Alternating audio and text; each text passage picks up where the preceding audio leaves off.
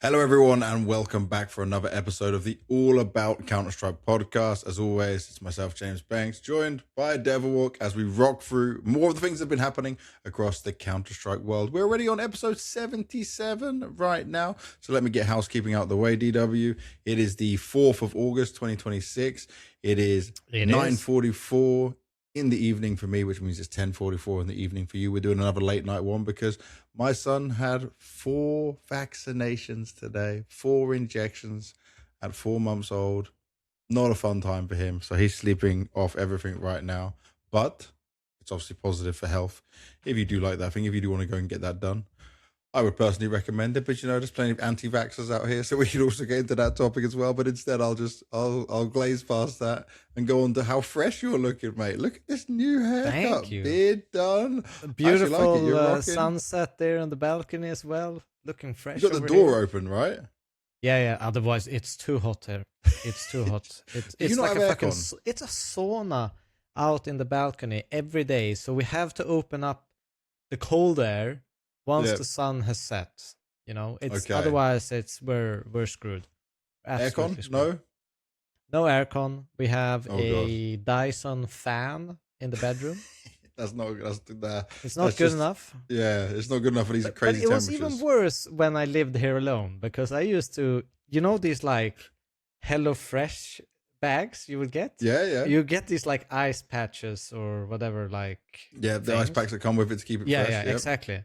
And I would take those and sleep with them in the bed to cool myself down. So I've upgraded my lifestyle right now. This is a true story. Why are you sleeping with ice packs, bro? That's crazy. Yeah. I understood like an ice pack on the head if you had a headache or something. No. I would be like putting it straight on my chest and like, I'll just say maybe invest in an air conditioner. They're not that expensive these days. We want worth it. We were thinking look at about the temperatures. Moving, so okay, yeah, maybe wait until after you move. Yeah. I'll just say this. Europe is crazy right now. Like every time I hear from anyone in different countries, it's like 30 plus. It's even 30 plus in the United Kingdom right now, which we are not equipped or ready for that. Our houses are very well insulated. Obviously, I'm not there. I'm just but you get this passing on information. Very humid kind of warmth as well.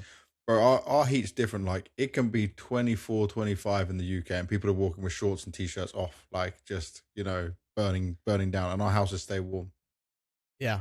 I think it feels a little bit like Thailand or something when you go there when it's really heat, like heat. It is a different heat. It is a different kind of heat that comes through. But what have you been up to for the last couple of weeks? I don't know when we did the last episode. I'm so cooked right now. I have no idea. I can quickly check. We have a document recording July 27th. Okay, that wasn't too long ago. That's all right. No, it's a week and 1 day ago. There we go. I've been playing Deadlock, watching Counter-Strike at the same time. New ranked updates came, so me and Michael Lele, we had to go on the grind. Been carrying his ass as usual. I knew this was coming. I knew that was going to be the next words. So yeah, I've been having a good time. Otherwise, I've been out restaurants, kind of enjoying summer. Taking me being unemployed to, enjoy a bit. You're not unemployed. You have the podcast. That is true, it now. true. That is it. But I don't have like a physical work contract day to day. It's just this is watching what we do. Counter-Strike and doing something in the meantime. Oh, yes. Well, obviously, I was at Blast Bounty for the whole last part of this, and that's what we're going to start with. So across this episode, we'll talk Blast Bounty, some of the recent news and stuff that's been happening in there.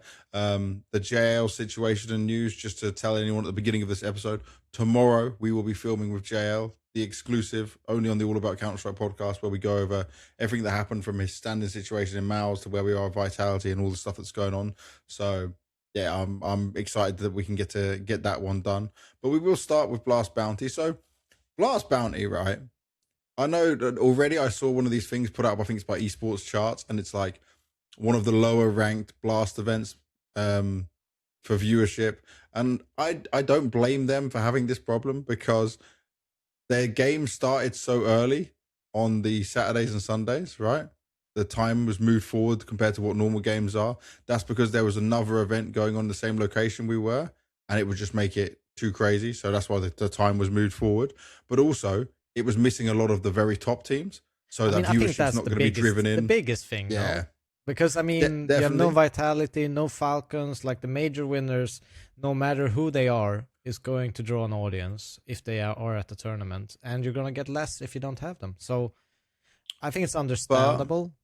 But losing NA viewership is pretty big as well. North American viewership, losing that's not great. Yeah, but they for one game in the quarters. Yeah. You see, that's where it trickles down into a bit of a problem. So what we're going to do is we'll review through everything that happened across Blast Bounty, and obviously with Blast Bounty of how it works, we do the draft show. So the teams who are the bounty hunters with Maui or. No, so we did it with Maui online, and then when the full desk does a little pre-show before, then we do. I'm glad you're watching the draft show, by the way. No, I am not watching. You told me the draft in the last recording, but I predicted it perfectly, huh? Yeah, and I'll tell you this: when I spoke to some of the coaches and the players that were there for the draft show, even Magix hadn't predicted the draft show the way I just thought. With Payne having the first pick, a lot of people were like, oh, they'll just take MongolZ. But they took Astralis. Obviously, we'll come into it later, but they got punished for that one. Pretty crazy game overall. But yeah, I seem to have understood how it was going to go. I'm not going to say I'm some genius because it wasn't really that hard. The only one was the Payne first pick. No, I won't go that far. But I mean, I did nail how it happened, right? That makes sense. So let's go down just first teams eliminated. So first one in there on 5th to 8th. We'll go down MongolZ and who they had to face off against. MongolZ had to go up against FaZe. And I feel like for MongolZ, they basically won this game 2-0 if they didn't throw that nuke, you know? Yeah. Like 100%. They had a 10-2 lead, and I can understand it's a lack of practice. The two young players, obviously, in a studio environment, it's a bit easier for sure than being in a big arena or something like that. But it was actually even players like Techno, Blitz, 910. I think how I understood it from talking to them is they're running their game, they're running through what they have, and they're not going to blame the young players, but they might be supplementing a lot of talking and focus because they're trying to help out the others, you know? So the way because obviously remember this is very limited English that I'm talking to them. They also didn't have Mara there, but for how it was working was they had their plans, they had their strategy, they had set out what they're going to do. Yeah. But Blitz and Techno themselves would have to maybe have more input and talk a bit more, be a bit less focused on the Lose game. A little 9, bit focus, 10. Yeah, exactly. To kind of micromanage at time and help them. But a lot of freedom, as you can see in the game, was given to Tigawak and Darkmeister, which is why they probably shined more on the CT side. Because normally when new players come in, right, and I don't know if I'm being stupid here, but CT side is where they struggle. Because like T side, you follow the orders, you go and do some things, but then some CT setups you see, they don't know how to play off each other. You're looking at me strange. Yes, because I don't agree. I think it's much easier. That's fine. I think the thing is, like, CT side is rarely going to change much, and you're pretty much going to understand, like the few things that you need to note is, like, okay, let's say you go into CT side ramp stack early on. What do you need to process beforehand is you just need to say what rotation system you're going to have. Okay, if they drop vent, who goes down? If they take yard space, are we pushing lobby or are we trying to crunch them in secret? Like, what's the move? If you just make sure that you have that already pre-programmed when you enter a setup, it's pretty easy to run it. Whilst T side, I think it's much more reactive, and you have to make a lot more decisions based on the information that you get. And if you're too slow, it can get messy, and it can be, you're usually very spread out in a sense, while you have a lot more safe space to rotate as a CT compared to T. Yeah. So I think, especially on a nuke, CT side is much, much easier. What about like nuke? I could agree. But like, don't you think that when I look at the T size for MongolZ, nothing is too overcomplicated. You know? I don't give them a lot of credit of being like so deep into something that it would be confusing even for the new guys coming into it. Well, they do tend to play pretty aggressive with their lurks, and that means I think it looks simple, but it's one of the most complicated playstyles to play controlled with, because you're putting a lot of people at risk at the same time, and whoever is at risk, he needs to buy time or space or convey information quickly during very high pressure moments. Like, as an individual, it's very complicated. Maybe not as a when you get into those situations, right? But I think if we go into like the nuke overall, it's not even that they lost, 10-2 versus 10-2. They actually won the second round on T and won the third round on T. Yeah. And I remember there was a bunch of clutches from FaZe, like a bunch. It was almost a little bit of that FaZe magic coming through in this CT side. A lot of retakes, a lot of rounds that could have gone the other way. And eventually they kind of found some stability. But this was 100% MongolZ. They should have won this, 100%. And Techno, Techno had that 1v2 down on the B site. Even when I did the interview with him afterwards, he like, that was just all that was in his mind, that like, this was my fault, like I could have closed it out. And I did say to him off camera, I was like, it's not really your fault, like a 1v2 is still hard, and also like there was many other situations you could have won. It's just the way they lost as well. Like, I'm glad you mentioned, right? So FaZe win the pistol, the next to follow up 2 rounds. So like, MongolZ just look like they've got it right. And it's just the 13 rounds won in a row, considering the 4-0 in overtime. The one thing that's impressive is if you then go to the Mirage, Tikawak continues to play well. No one was particularly thrown off their game. I think the only thing that happened where, there was the moment where Darkmeister missed that knife. That's maybe one of the greatest whiffs of all time. Obviously, I'm not saying you can't miss that whiff, but when you watch it, he has him. He's got his back turned, and before he knifes, he steps one more, so he moves out of the knife line of doing it.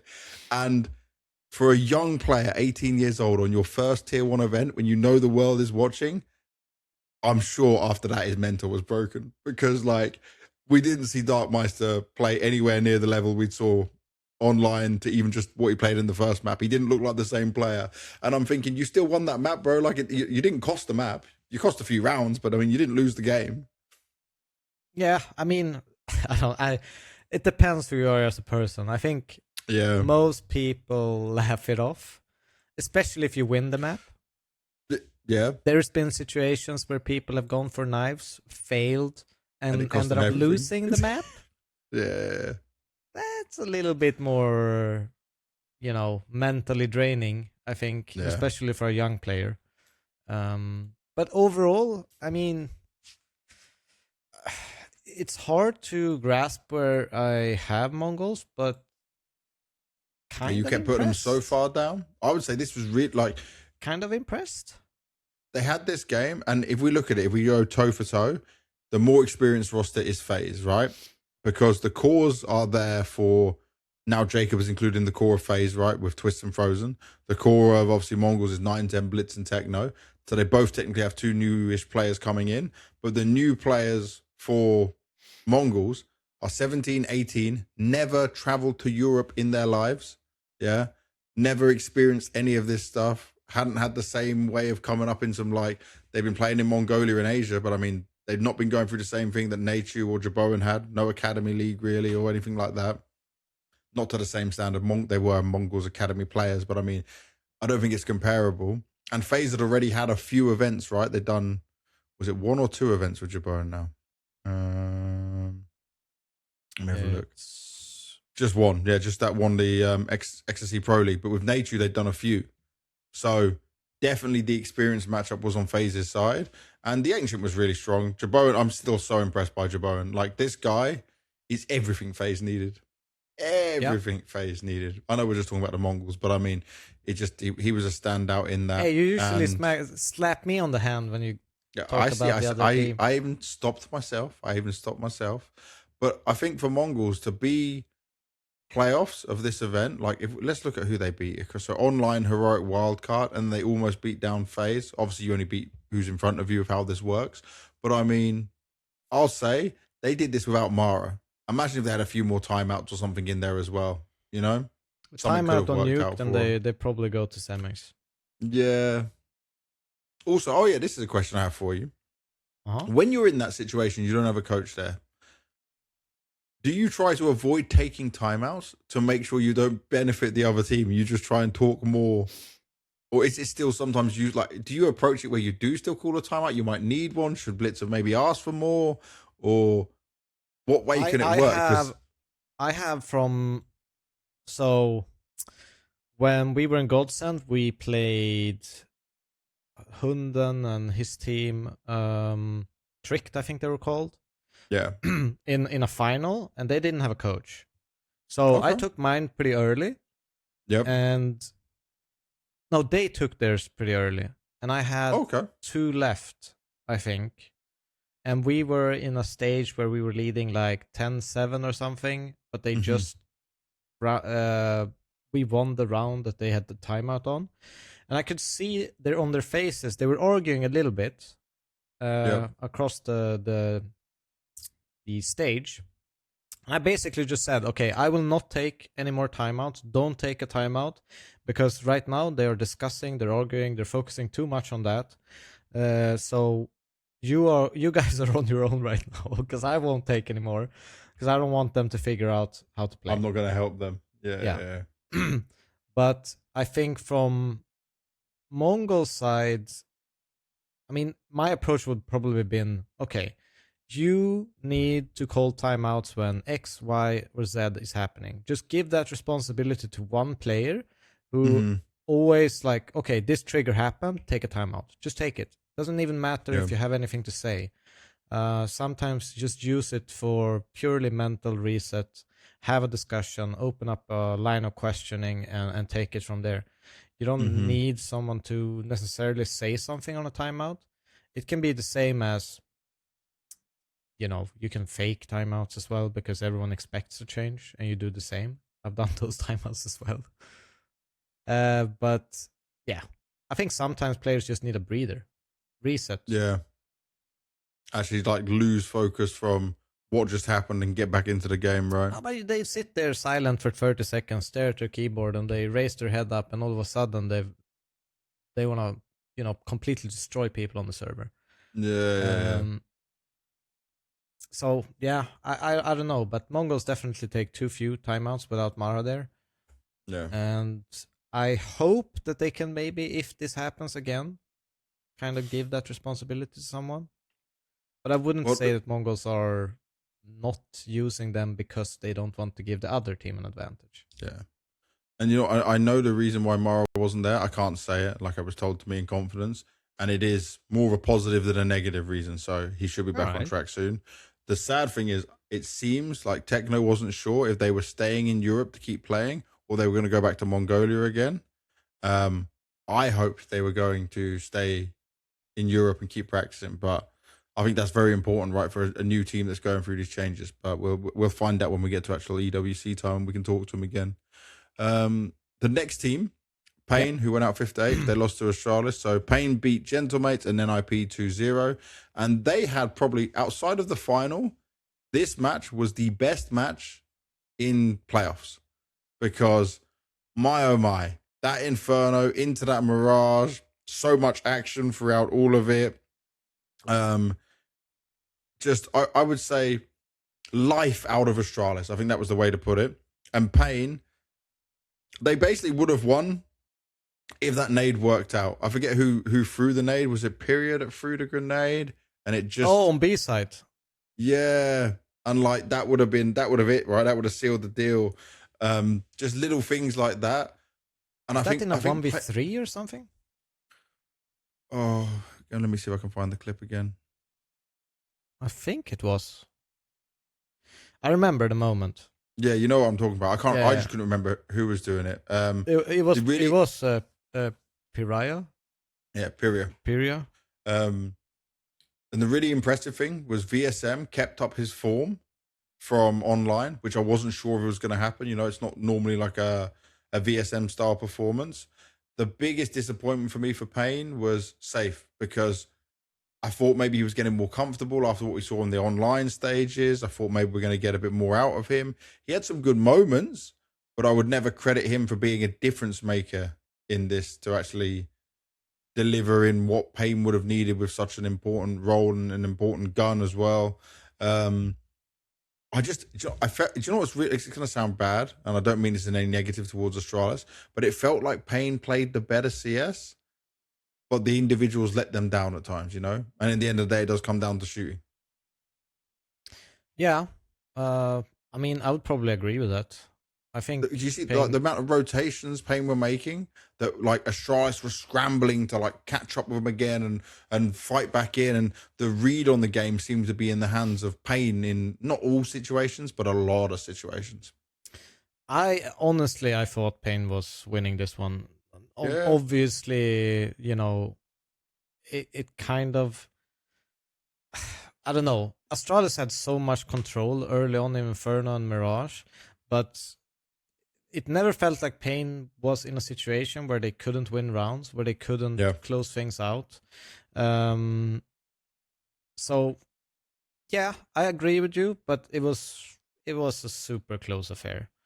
And like you mentioned, it's those micro moments where if Pyria gets that 1v3 clutch with the nade on B side, they win Inferno. Like they automatically, they win from there. So there was definitely these key moments that just decided everything. Yeah, it was painful to see that for them. And obviously the amount of energy it took. Big Azera said he had a headache all day. He did it when we did the exit interview, right? And he just said, like, didn't know what was wrong with him. It was a very hard game for him to call. But I was like, okay, it may have been hard for you to call, but the calls were good. The reads were good. The knowledge was there. So, like, he was fighting through that as well. You can't complain at 6 rounds on Nuke T side, 8 rounds on Inferno, 7 rounds on Mirage. You just impossible to complain at that output. But another thing here for Payne is just, it's an improvement for where they started off, because the start of their season, like losing the Porto spot to Sharks or now Dendelay, losing out in the state ranked event as well, where they should have been a team that was clearly way above their, like, all these events were so important and they got hit down. And then this was their chance to go far in a good VRS event, taking down the Astralis, at least getting to semis. I don't think they would have got past semis, by the way. It wouldn't matter who they faced. But at least I think they can be happy that it's a positive step forward. And I feel like, I'm not going to say they're back on the right track, because obviously this was not the strongest field of teams at Blast Bounty, but they must be able to take some positives away from it going into EWC. Oh, and guess what, Devil? Just to make it more crazy, Payne are going back to Brazil. It's not directly their choice. They couldn't give me the full, like, even they didn't share with me the full information as to what it was, but they will be going back to Brazil for like 4 days for some reason. I'm guessing it might be a visa thing, but normally people would tell me if it's visa. They didn't want to say too much, but like, so they're going back to Brazil to then come to EWC. So they're going to be wrecked on schedule again, and also not continue practice in Europe. Obviously, they've been in Europe for a good amount of time now. So maybe that's why. Obviously, Bigger's got kids as well. Also one of the worst airports to arrive in. Oh, what, in Paris? Yeah. By the way, let's just count. I will ask, actually, how many people lose their luggage going to Paris or something happens. This is not a joke. It's the most confusing airport, though. It's like fucking, it's like so futuristic. You're like walking around and floating around in bubbles throughout the whole airport. I'll tell you this. If anyone ever offers me a connection and it says Paris, I just don't take it. I'll just take a different flight, even if I need to take another connection. So this will be like my first time in a long time going to Paris, but I know it's been notorious. Take it this way. This isn't some like French hate. French players try to avoid Paris if they can. Like they will try and not stop. It took me 1.5 hours. I had a flight from there from when we were there at the Paris Major, Yeah. And I woke up early. I walked there and I was like, I will have like an hour to chill at the gate and, whatever. I walked for 1.5 hours through all these kinds of stops, pipes, and I had no fucking clue where I'm going. It's so confusing. I don't know why. At least Frankfurt has a system, I walked to this. Yeah, it's logical. Like fucking straight line for an hour. But Paris is just, it's very, very, very bad. It's awful. So yeah, we'll definitely keep an eye on that. But I do think for Payne, obviously I'm always going to say, because this is like the ideal situation, stay in Europe, keep practicing in that sense, right? And I know obviously it then costs more money, but like this is how you improve from it. I am a little bit worried of them going back and coming forward again. Maybe it gives them some new energy, but I mean, still very early in the season for that to happen. And flights to Brazil can't be that cheap, or? Yeah, but the organizer will pay them flights, right? I want about staying in. Yeah. So if you stay in Europe, right? Boot camp time, hotel time. If the boot camp doesn't. By the way, I spoke to KRL about this when we were at Blast Bounty, and obviously KRL does a lot of the French streams, leaks out a lot of stuff, has some very good knowledge on things. He was telling me like people coming and saying they're boot camping in Paris. He doesn't know where they're doing it because there's not so many good options, like. So there's a lot of teams I spoke to who said, yeah, we're going to Paris and boot camp first. Paris and boot camp first. It's not like, have you heard of a boot camp facility in Paris other than where Vitality play? But I don't think you would want a boot camp in Paris either, because it's also a city that takes a while to get around. Yeah. So yeah, there's a lot of teams trying to boot camp there. It's going to be very limited on it. All right, our next team to look at throughout all of this, 5th to 8th, still out in the quarters. It is 3D Max. Now, 3D Max, they beat Magic. They got revenge against both Magic and Foot in this. The Foot one, we were very impressed by. This game, boy, I don't know what to make of it. 3D Max have been champions of Blast Bounty 2026 Season 2 Finals? I'm saying if Spirit faced 3D Max, Spirit would have ate them alive, for sure. All right. Yeah, I'm not going to go and say 3D Max looked better. 100% 3D Max looked better. This one's going to sting for them because that overtime was so back and forth. There was there was a part of me believing that MOUZ were going to fall here to 3D Max because Dust 2, yeah, that's 3D Max's wheelhouse. I wasn't too worried about MOUZ losing that. But the way they started off on this nuke, I was thinking, okay, it's a bit of back and forth. Maybe they're going to lose out to it. They clean it up at the end on the CT side. T side, you can have some struggles, no problem. But like, if it wasn't for the torzsi performance, another reason we'll get onto this later about the MVP decision on it. But I mean, if it wasn't for torzsi, the better, like there was 2v4 on the A site from, I think it was Maka and Gravity off memory. They played it so well. They were just in sync with each other. They were hitting all the shots. They were doing the boost up into rafters as well. There were so many of these little moments from 3D Max that just, I was enjoying what I was seeing from them. I'm not saying I'm like a 3D Max hater, but it was so many moments where I watched 3D Max and I just think, I mean, I've kind of been lately, I've been a little bit of a 3D Max hater. And this is because I genuinely thought they would be bursting upwards faster than what they have been. So they kind of were a little bit of a new VP for me, where you can't say new VP. VP for me, yes. Bad. For me, it was. Bro. For me, it was like sometimes. It's like the ultimate insult, by the way. But it's like this Gattuso meme, like sometimes good, sometimes shit. Like. Yeah. That's how I felt about 3D Max. I get excited one time, and then and I'll get excited again. They have something going. But yeah, that the nuke, right?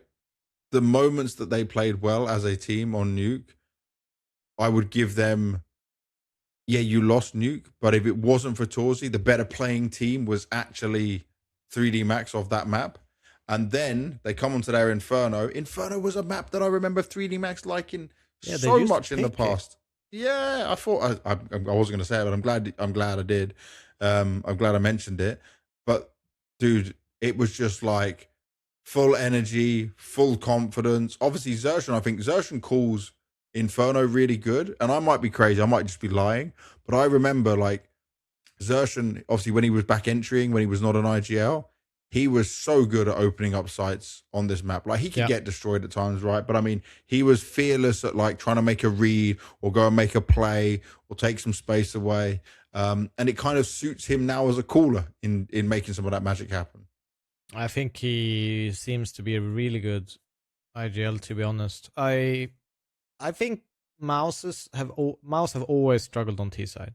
Like, they've been systematically great on CT sides, but I know we're digressing. I'm just going to finish this point that I think Surgeon, because of his natural ability to find space and create space for his team, knows where to hit them. You know, he knows where to pressure them, where it hurts. And I think it's showing in their T sides that they are a bit more unpredictable, a bit more, distinct, maybe is the right word, because of that kind of entry fragging aura or ability. Yeah.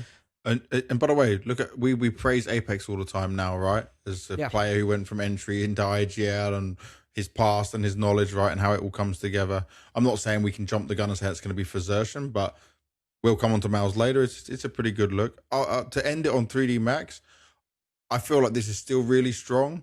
I saw some highs of torzsi and also some lows. I feel like the teamwork and synergy and the enjoyment of playing with each other is definitely there. And I know a lot of the 3D Max guys, their main thing is like to enjoy when they're playing it, which is important for all teams, by the way. But this is a positive step. This is a positive step forward for 3D Max that I actually think out of all the teams that went out in 5th to 8th, this is the one I'm most now going to say, like, this is a promising team going forward. I mean, they played way above their weight for a rank 31 team in the world, if we put it that way, like way above.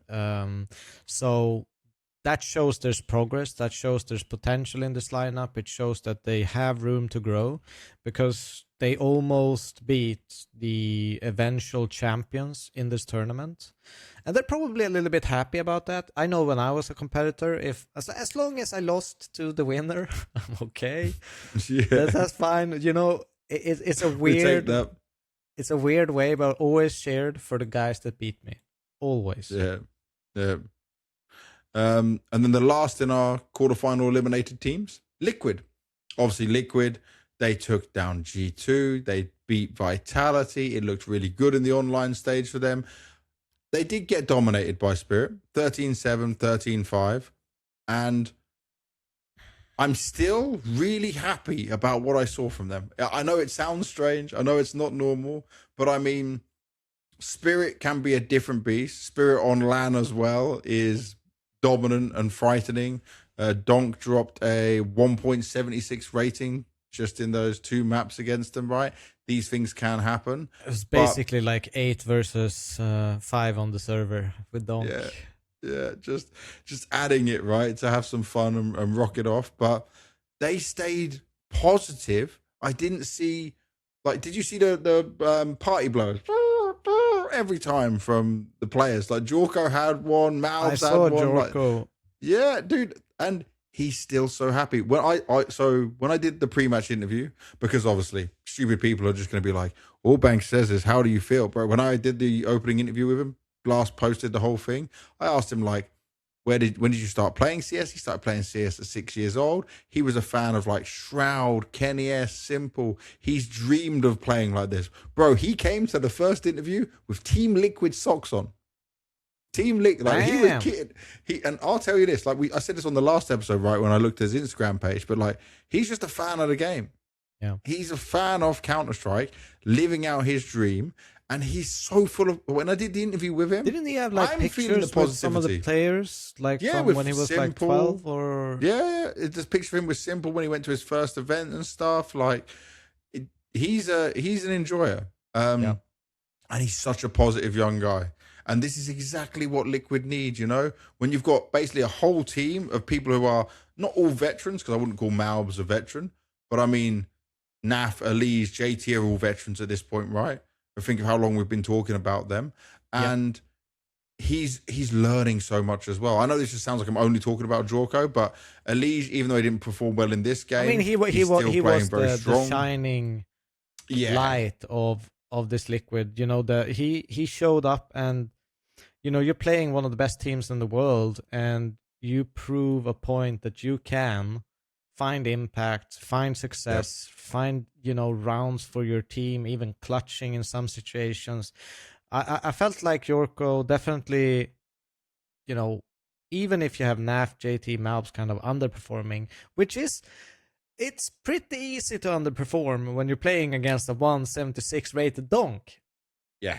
No exactly. Foul on these guys, right? Not holding it against them. I did expect a little bit more from Liquid because, I mean, as we would see further on in the tournament, this is not like a maxed out Spirit. This is not the Spirit in the greatest shape. They might have been a little bit in this game, but I still expect a little bit closer of a score. Yeah, I think we wanted more from it, but also it was the first game of the day on the 30th that we played, right? They come into it. There's a lot of There's a lot of pressure onto Liquid now because of what they've done, and then they're coming onto this LAN environment. And I like that they were trying to keep things going. Elise was super positive in the interview as well, right? About, like, I think one of the things Elise said to me, I'm not sure we got played on broadcast or not, but basically, like, now he's being authentic in the interviews, you know, rather than just like bullshitting through them, even in a bad situation of Liquid. That to me is like he's actually, you know, happy with the team he's got and the way it's going to be led and what he'll be able to do. He also explained the how he has the voice in the team with his roles and how everyone always thinks, like, so the community sentiment, I don't know if you've seen it, is like, oh, Elise just micromanages everything and then like breaks things when he's not happy and destroys teams from the inside. that is, people have tried to say like he's the one destroying things, right? He's the problem. But within his role and his position, he needs to be very vocal. He needs to have a say on things, you know? But he's not dictating every round and he's not ignoring what the IGL's saying, for example.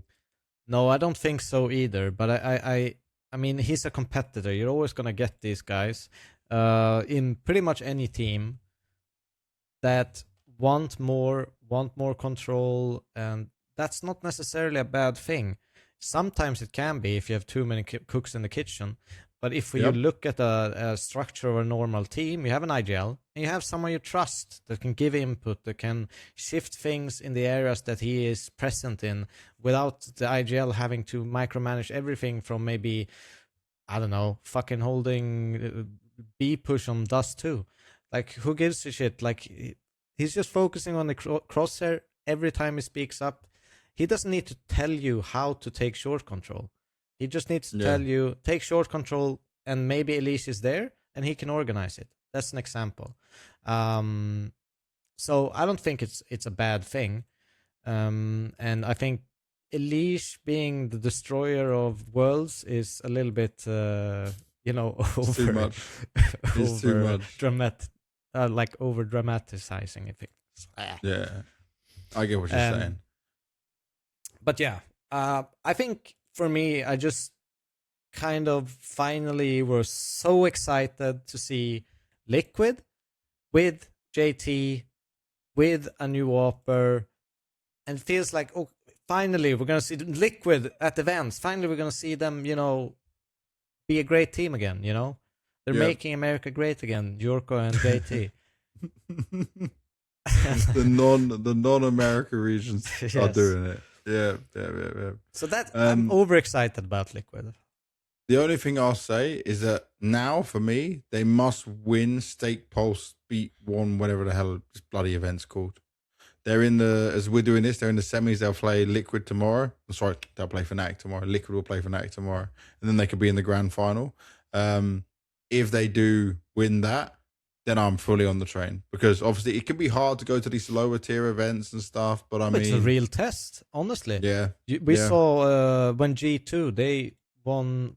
What was it? Stake ranked or? Yes, yeah, they did. Yeah, you're correct. and it wasn't easy for them. They won it, but it's a test of resilience, being able to play all different play style. As a coach, I would just see it as a test of how consistent can we be against different oppositions. Is it that if we win the event, it's obvious that we can match up against most play styles and play a consistent way. If we lose and struggle, there's still you're not really ready for tier 1, you know. If you do, there's holes in your either mental or your strategy, whatever it may be, but it's easy to identify there's gaps that needs to be filled. And still such a new team, but at least this is the most excited we have been able to be on Liquid for so long. So 100%. We'll keep an eye on them for sure. Next is Astralis. They go out in the semis. Obviously, they beat Pain. We touched on it. Just to go in a little bit more on that was just Stare. I was just the man in every situation. Obviously, now he has better roles and positions than the people think back to Stare as just the anchor. But even then, he was performing very well. We spoke so positively about him. But this guy is very gifted. And I don't think he gets spoken about enough. And anymore, it's almost unfair. Yeah, you know, it's like it's almost unfair, but he is really solid. And they beat Pain while Yabi was also massively underperforming throughout that game. And then against MOUZ, okay, the Ancient starts off really good. Yeah, it's a dominant map. They feel very comfortable on. The T side was great from the get go. After that, I will say like the Mirage was competitive. There was definitely a chance within it. I don't think it was bad. But the Dust 2, it was just a cosmetic comeback in there because they lost the first half 10-2 in the end, you know? Yeah. I will say it's the same 5 players they've been used to now for a whole season. But they've got a new coach in. Neo said he's not having like huge input yet. He's more observing, right? Taking it all in to make his decisions from there. Hooks, he said to me on the online that he wants Neo to be a bit more of the bad cop. I asked him again on the LAN to see if it was like getting better. And he was like, no, Neo's not really that way. No, but he's not. I mean... But it's brilliant. So like nothing's gonna change for Hooks. He's gonna have to hope that Ursula fixes his mind and his performance in that sense, that he doesn't just. But did you see the other quote I got as well? Because I spoke to FaZe. By the way, this is another thing. Just people saying, "I'm only asking how you feel" questions over and over again. I asked FaZe like what he thought it was on his drop off in performance, because it has been a notable drop off.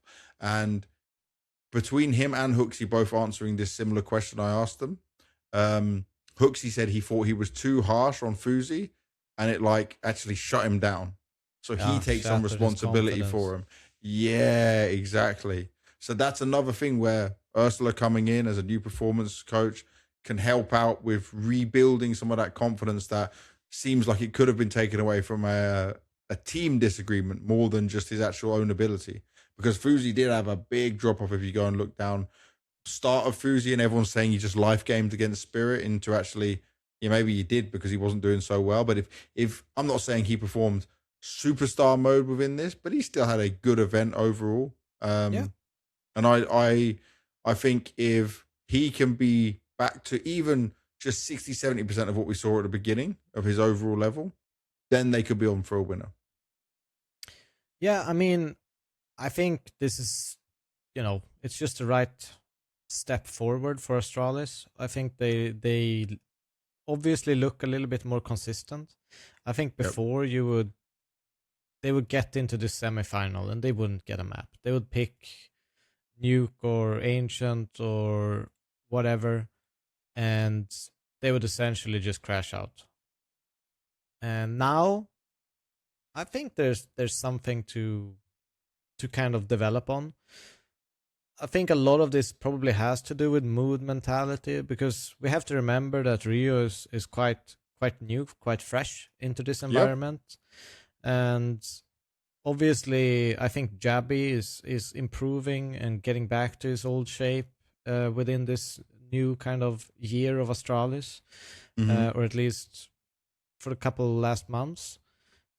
He looks really sharp. He looks like a like a player like I don't know, old self. He's super consistent, doesn't overtake risks in clutches, seems to always find small little gap and be really, really sharp with his aim. I really like this Jabby. I thought he was kind of almost a little bit of a weakness for them previously. Yeah, I think in the pain game, his head got the better of him because he couldn't win duels, he couldn't deal with them. But then he does have his moments with the he is a desk slammer for sure, man. But he's not a desk slammer. Sure. Okay, but he does something. The one thing he needs to learn is stop picking up the mouse when you're hitting it. Like, if you want to hit the desk, yeah, because the amount of times I see this, I've got the camera feed, and they might not even show it all the time, but I can see in my room where I'm watching the games a screen that just has the cameras on. And bro, Jabby's favorite thing is lift the mouse up and have it in his hand. And but he's also very like, with his whole body. Just leave the mouse on the table, bro. Don't break the mouse. Just hit the desk, that's fine. Just let the mouse do what it needs to do. Leave it there on the side, But I think a lot of players like to just hold it and grasp it as hard as they can as well. It's still only plastic. Only plastic. Still be careful. But he's not extremely built human being. So I think it's fine. Are you calling him out for being skinny and saying he can't break the mouse? I'm skinny. I'm just saying I can't break it. I could definitely break my mouse in my hand. Sometimes I feel like I could. Yeah, I definitely think I could. Yeah, you guys are in the same basket. I'm just saying from my experience. You two peas in a pod. That's what we're gonna say. As a skinny guy with a lot of experience being skinny, I'm saying he can't break that mouse. All right, so for Astralis, I think it's still...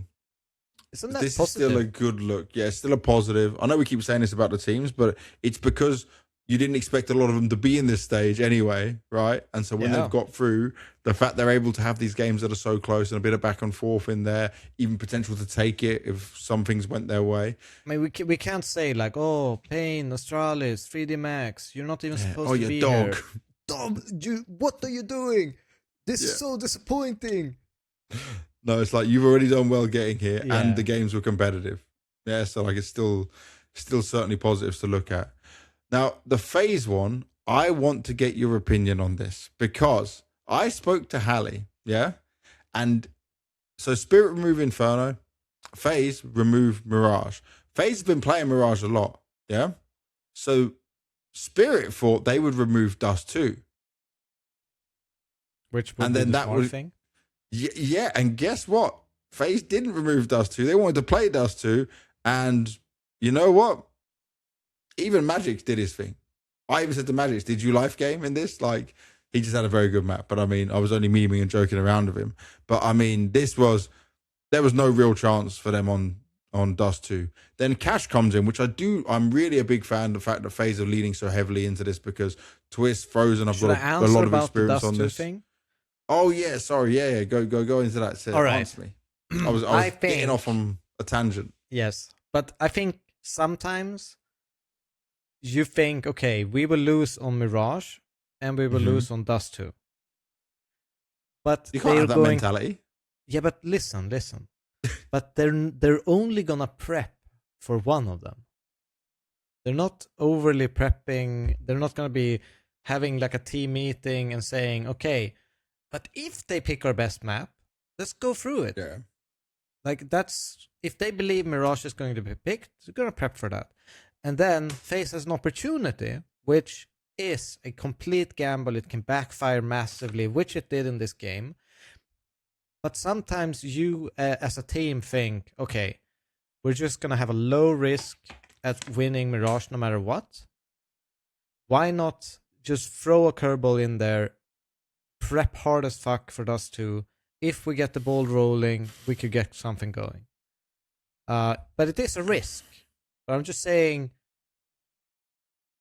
that sometimes, I've done it myself at times, just to, it's not always worked, but you're playing one of the best teams in the world. You're a newly established team. You're not supposed to win this game. Yeah. Sometimes you have to be realistic about that. even though they've lost to everyone on paper, Dust 2, though, bro. They've lost to Pain, Vitality, Magic, Paravision. Yes, but maybe it's not a great map for them. Maybe they were at the toilet and they just had this amazing idea pop up. And they're like, I need to tell the team. I need to bring this to my teammates. And then, it obviously was a piece of crap, but... I'm not saying they would have beaten Spirit on Mirage, but then I also found out later that they'd played practice games against Spirit on Mirage and played really well against them. Yeah, so but all the information I have, but come... I don't know. I think it was an error. I'm not saying it would have been any different if they picked Mirage, right? Spirit could have still won it that way. I'm not saying it's smart, but I'm saying it sometimes it can be worth the gamble. True. If the only shift you have is surprising them, sometimes that can be enough. And then on top of that, we get to Cash. Yeah, so Cash is FaZe's pick. This is FaZe's wheelhouse because a lot of teams are floating Cash at the moment, yeah?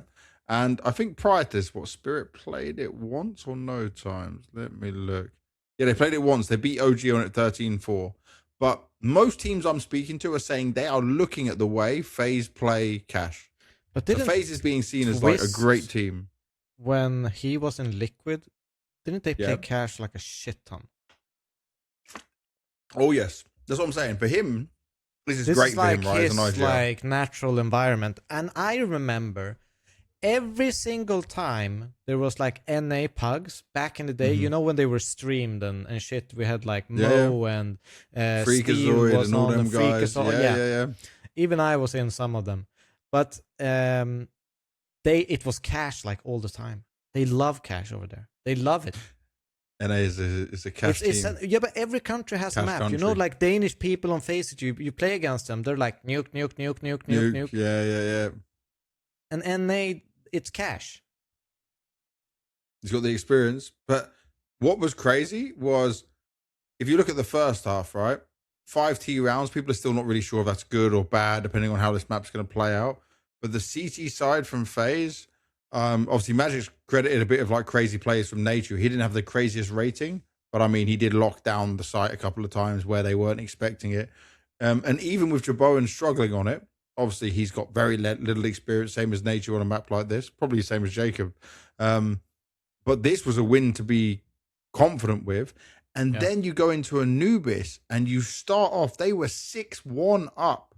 I actually thought they were just going to take... I 100% thought they were going to take it. This was a massive comeback from Spirit. When it was fucking 10-5, dude, I was like, okay, FaZe is right. They've actually done it. They've actually done it.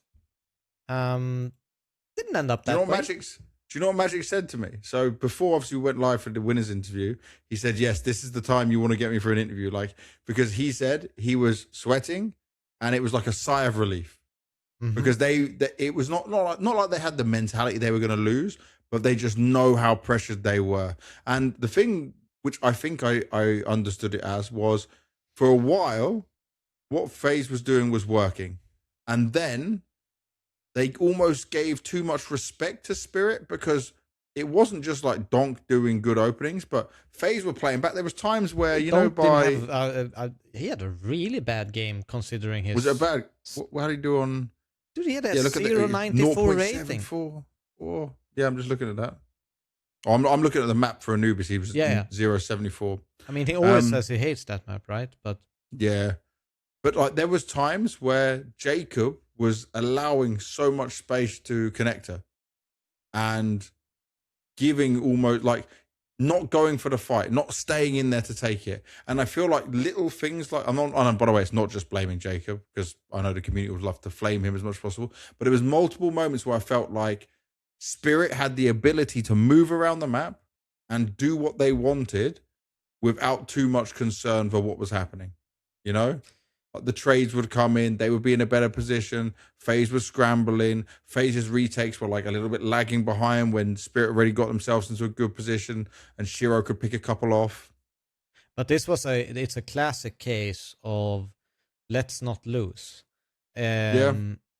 It's like you're backing off, but you're giving way too much space for the opposition. Because I mean, in reality, when you have 3 rounds in a row as CT, you need money control on CT side to be able to efficiently kind of work Anubis, because nades are really, really important. It's kind of Inferno-esque in that sense, to block off the sites and buy time. And I think, yes, as you mentioned, I mean, leaving what I call cave, it's not a big issue, but if you constantly push back the sites, it's really easy for, we saw multiple times where Spirit just split a site through mid and they met almost zero resistance and could almost like crunch the site perfectly. And yeah, I feel like it was like they were playing not to lose rather than being aggressive, taking charge once they got that buffer of 10-5. And then it's just too late once Spirit get the momentum. They start believing and they start predicting. They have to change something, because if we keep doing this, they're going to get screwed if they back off. They can't play defensive. It's obvious they're scared now. And you see personnel like Donk and Magix and whatever, they start to take space faster and having the coverage to punish aggression. So it's a difficult situation to put yourself in, but I do agree. And that's what I was saying about Donk, because I didn't look at the rating. I was just trying to go off memory. I remember him being able to take space, and even if he was dying, someone was there to trade him. And FaZe were like caught off guard in many situations. And it feels like if you're FaZe, you must know you had them on the ropes. Like, it was full GG for Spirit, and you just couldn't knock them out. And it's fine. They're a less experienced team, right? They're just getting their old footing into it. And I know we've been saying it's positive for a lot of teams. This is still positive for FaZe. Still positive. But I'm just disappointed that when you have a Twist or a Frozen on the team, and with all that experience, someone couldn't. And it's not their job to do, right? Players still need to hit their shots, but it's just like that little push forward, and you could have had this crazy storyline to be into the grand final of it all. It's just a what if moment. But I also get it. Like, if I'm a new player, I know that fucking Donk is working my area of the map. It's like, should I take the fight? Should I really? Do I risk this? Yeah. I feel like that natural respect for someone who is the best player in the world and is working towards you on the map on defaults. I feel like it's pretty easy to give him space, to be honest. I wouldn't bet on me winning the duel, even like, going for it. I'll probably ask for 5 flashes at the same time. But I think, again, it is just another positive for FaZe. This is a second semis, right, in a row where they get eliminated. The XPL, now this one, obviously slightly higher tier opponent you end up facing in the end on here. But it's definitely a work in progress that is working. And one player, I don't care if Jacob's rating was not great against Spirit overall in the end. I'm liking what I see from him again. I'm not kind of getting that Budapest run thing going down in my mind, but I will say he's getting more comfortable. He's maybe being used correctly. Like, he's on a bit of a roll. I'm seeing it finally, Yeah, I think he's growing into things. 100%. It'll be very He's incredibly skilled. Like, his natural ability, mechanical ability is insane. So it's all mental for that guy, I think. Some rounds he just looks so sharp, and if we can find some of that more consistently, then they could really be cooking. Could really be cooking. All right, so after that, we're on to the finals and Spirit. Oh, Devilwalk. So I'm not. Should we start with the elephant in the room? Go on. What's the elephant in the room? Donk played 9 maps, had a KD of 105 and a rating of 116 with a +7 in 186 rounds. This might be the worst Donk performance in modern history of Counter-Strike? I can look. Let me see. So, where does this put? Where does this? And I know a lot of people like Reddit and HLTV What did you say it was? forums. What was his rating? 116 rating. So the only ratings he's had lower than this for like big notable events is Blast Bounty 2026 Season 1, where they went out in the quarters, played 3 maps, he did 110, 1.10. Esports World Cup 2024, 5 maps, he had 0.98. ESL Pro League 23 finals, 5th to 8th. They obviously got beaten by, I think it was Astralis, right? 0.82. And IM Cologne 2024, where they went out 13th to 16th, so last place, 0.80. So he said 1, 2, 3, 4, 5 events lower than this. But everything you look else at is above. semifinals, he had a 0.94 rating, and in the final he had a 107. Yeah. The only thing putting him on a positive is his plus 22 series against Liquid. If you remove that 22, he's on like minus, what, 15? 14? Yeah, because obviously the Liquid one's a 176 rating, right? We're fucking dominant. So that's just what I'm saying. This is... Can't take it away from him, though. No, I'm not doing that. But obviously, like, it begs the question, you know, Donk, he didn't look like himself. And I did notice, or I did listen to one of the interviews. I can't remember which day it was, if it was before the semis. You should listen to all my interviews, you little shit. I will not, you little shit. You're a big shit, actually. But I can't remember when it was. But he basically said, and I'm paraphrasing, this is not a complete quote. Oh, is this when I asked him about him being motivated? This is about him talking about the coach want me to improve in certain areas like communication and a little bit more with team play, etc. Yep. And I started thinking, you know, and this, I'm going to go a little bit on a rant here. Okay? Prepare yourself, Banks. So, imagine yourself as a gamer. Let's just use gaming terms. Let's say you have 100 focus, and you're splitting that focus on different things when you're playing the game. Yep. I would assume that Donk probably puts most of his focus on the aiming, moving, thinking for himself part. Yep. And that's what makes him great. That's what he excels at and what he should be putting most of his focus towards. But if you remove and add too much stuff, he has less focus to put on that.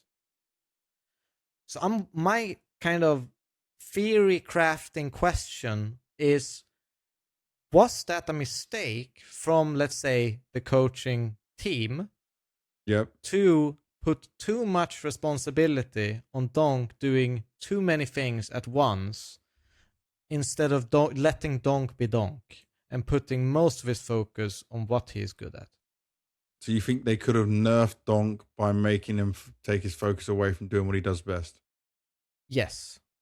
Because you don't have unlimited focus. It's like when you play, it's not like I can talk, shoot, do everything all at once. You focus and you hone in on certain things. And you do them certain triggers and timings. Maybe you can do 2 things at once, but women will say otherwise.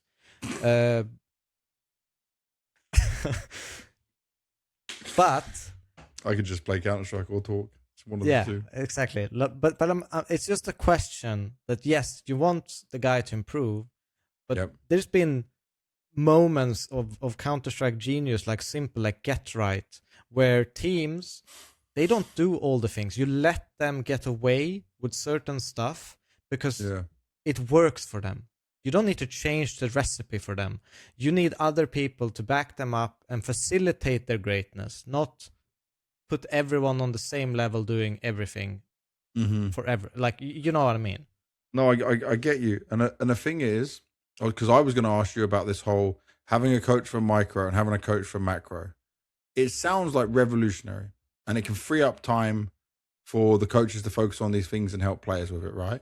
But the reason the interview you're referring to is I referred it to Donk and saying, like, in my opinion, yeah, as a fan of the game, as an interviewer, I think Donk is the perfect player. Yes, yes. That's what you said. Because what does he do? He goes out there and he cracks heads open, and then sometimes the round can just begin and end with him. He can do it all. And he can also close out some rounds as well if he's still alive to get the job done.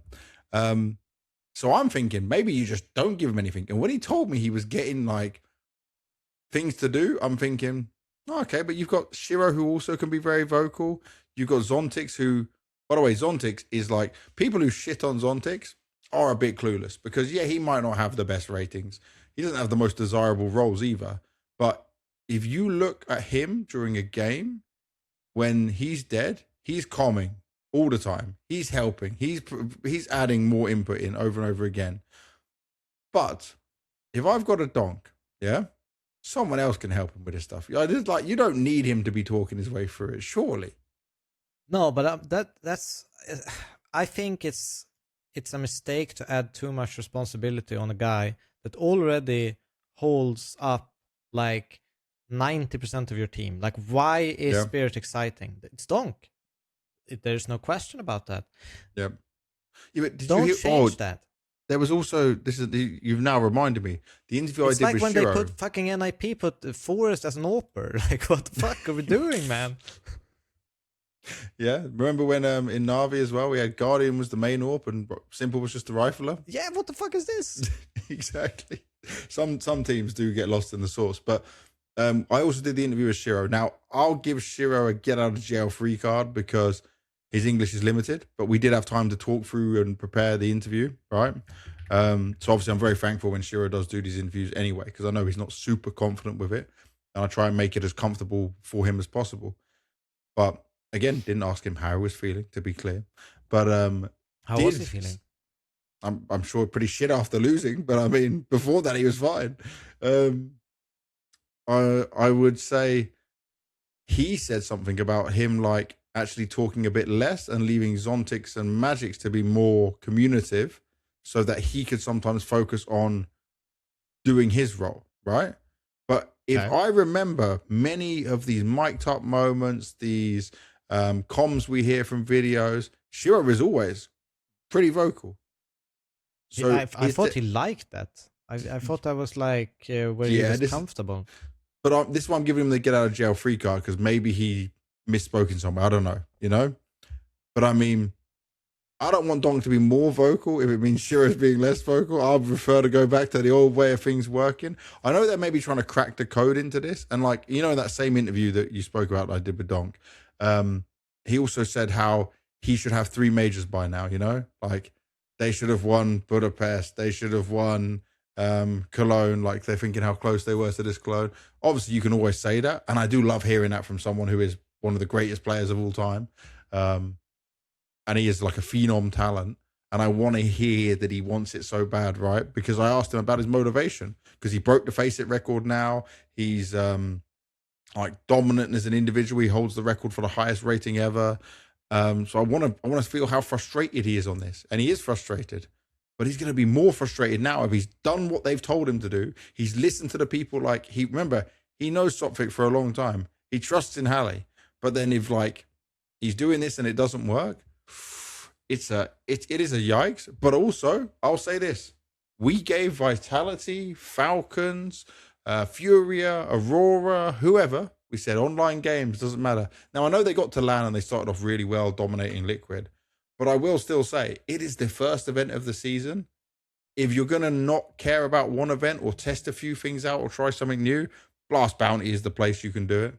It's completely fine. Yes, that is true. But I guess my question is it worth it nerfing Donk to quote unquote elevate other players when Donk is still going to be a highest performer, but the rest of them, I mean, now it's just I'm kind of just kicking them while they're laying down. But in the finals, like a Tenir 0.83 rating, Sontic 0.85, 0.90 for Shiro, 0.91 for Magix, it's not worth dropping that much of Donk to elevate so little from the others.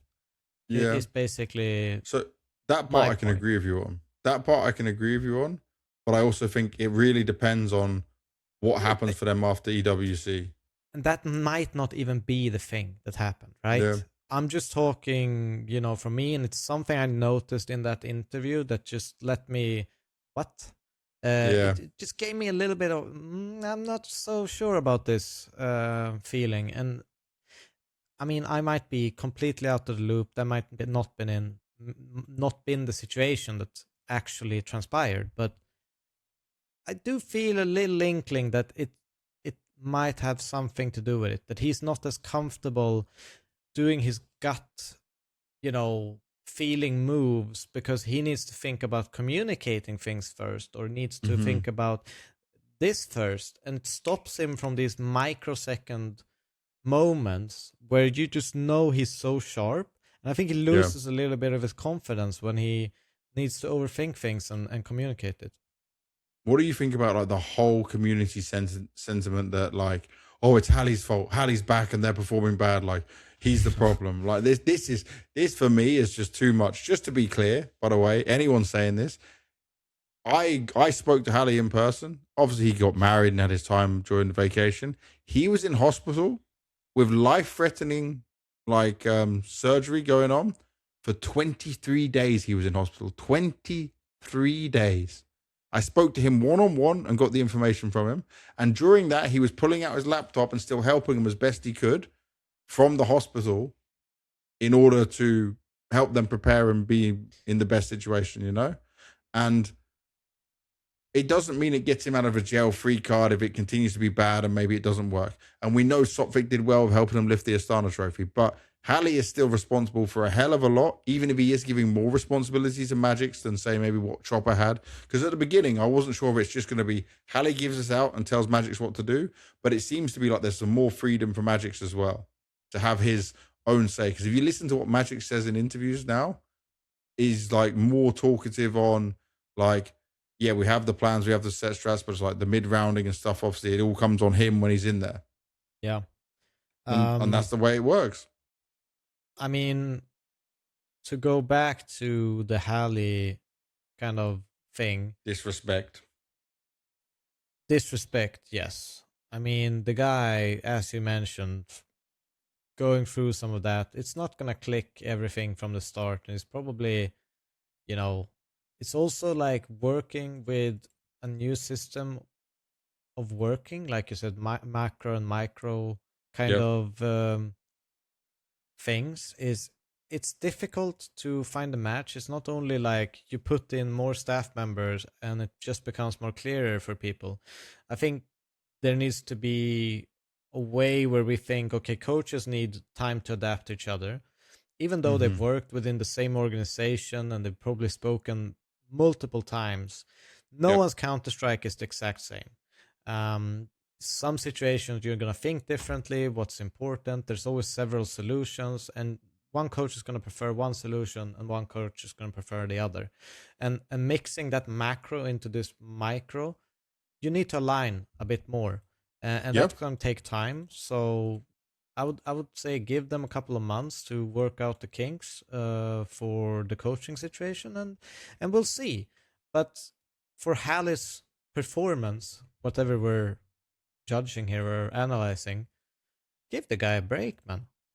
Yeah. And head coach for this team, who honestly kind of came out of nowhere when they started up. They had a lot of big talents and brought in, bigger names. He's done a great job. He's been there for what, 4 years and 5 months. He's only had Donk for 3. Yeah. And Spirit was a major semi-finalist, maybe? Was it Antwerp or Stockholm where it was semis? Antwerp, I think. Yeah. With a completely other team. Completely other. Yeah, when Dexter was still there, right? Yeah. That's how far back we go. You had Patsy. Yeah. I think Siren was even there. Yeah. And by the way, also, I wanted to ask you, with this, like, obviously so many teams have assistant coaches. From how they explain to me, Sophic is not a assistant coach. Like, this is literally two main coaches having different roles and different focuses. So how is that different to what other teams doing? Because we're talking about it like it's like groundbreaking. But okay, so I mean, like, I can only speak from my understand. experience, but I assume pretty much everyone has a similar system. And it's, if you're an assistant coach, it's basically a lot of it is adding your thoughts, but you always go through the coach. So it's like, okay, I have this round I want to add, or this I want to talk about. Go for it. I approve it, bring it up.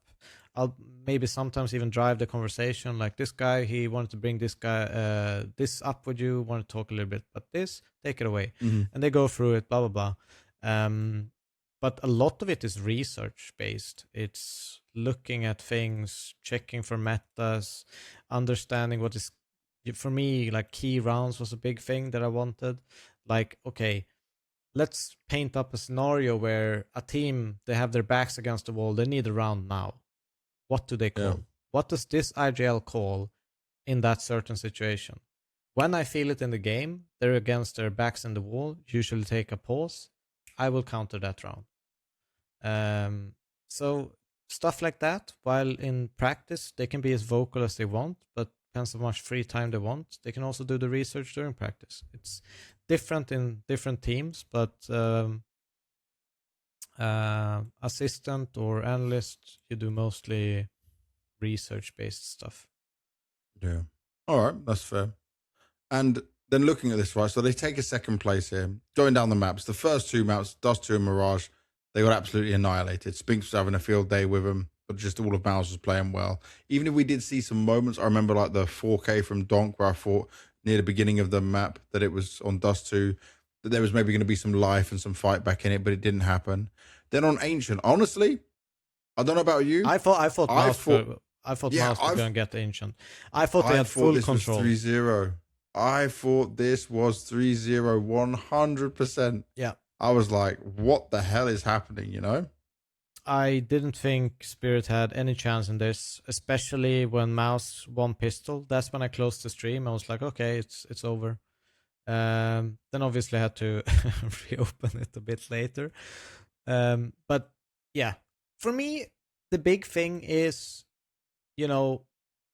Spirit, they had great anti-ecos once they actually won some rounds, but I felt like MOUZ were really good at adjusting, finding solutions. They played calmly. It wasn't stressed out. And for most of this game, including Ancient, they had the control on every single map.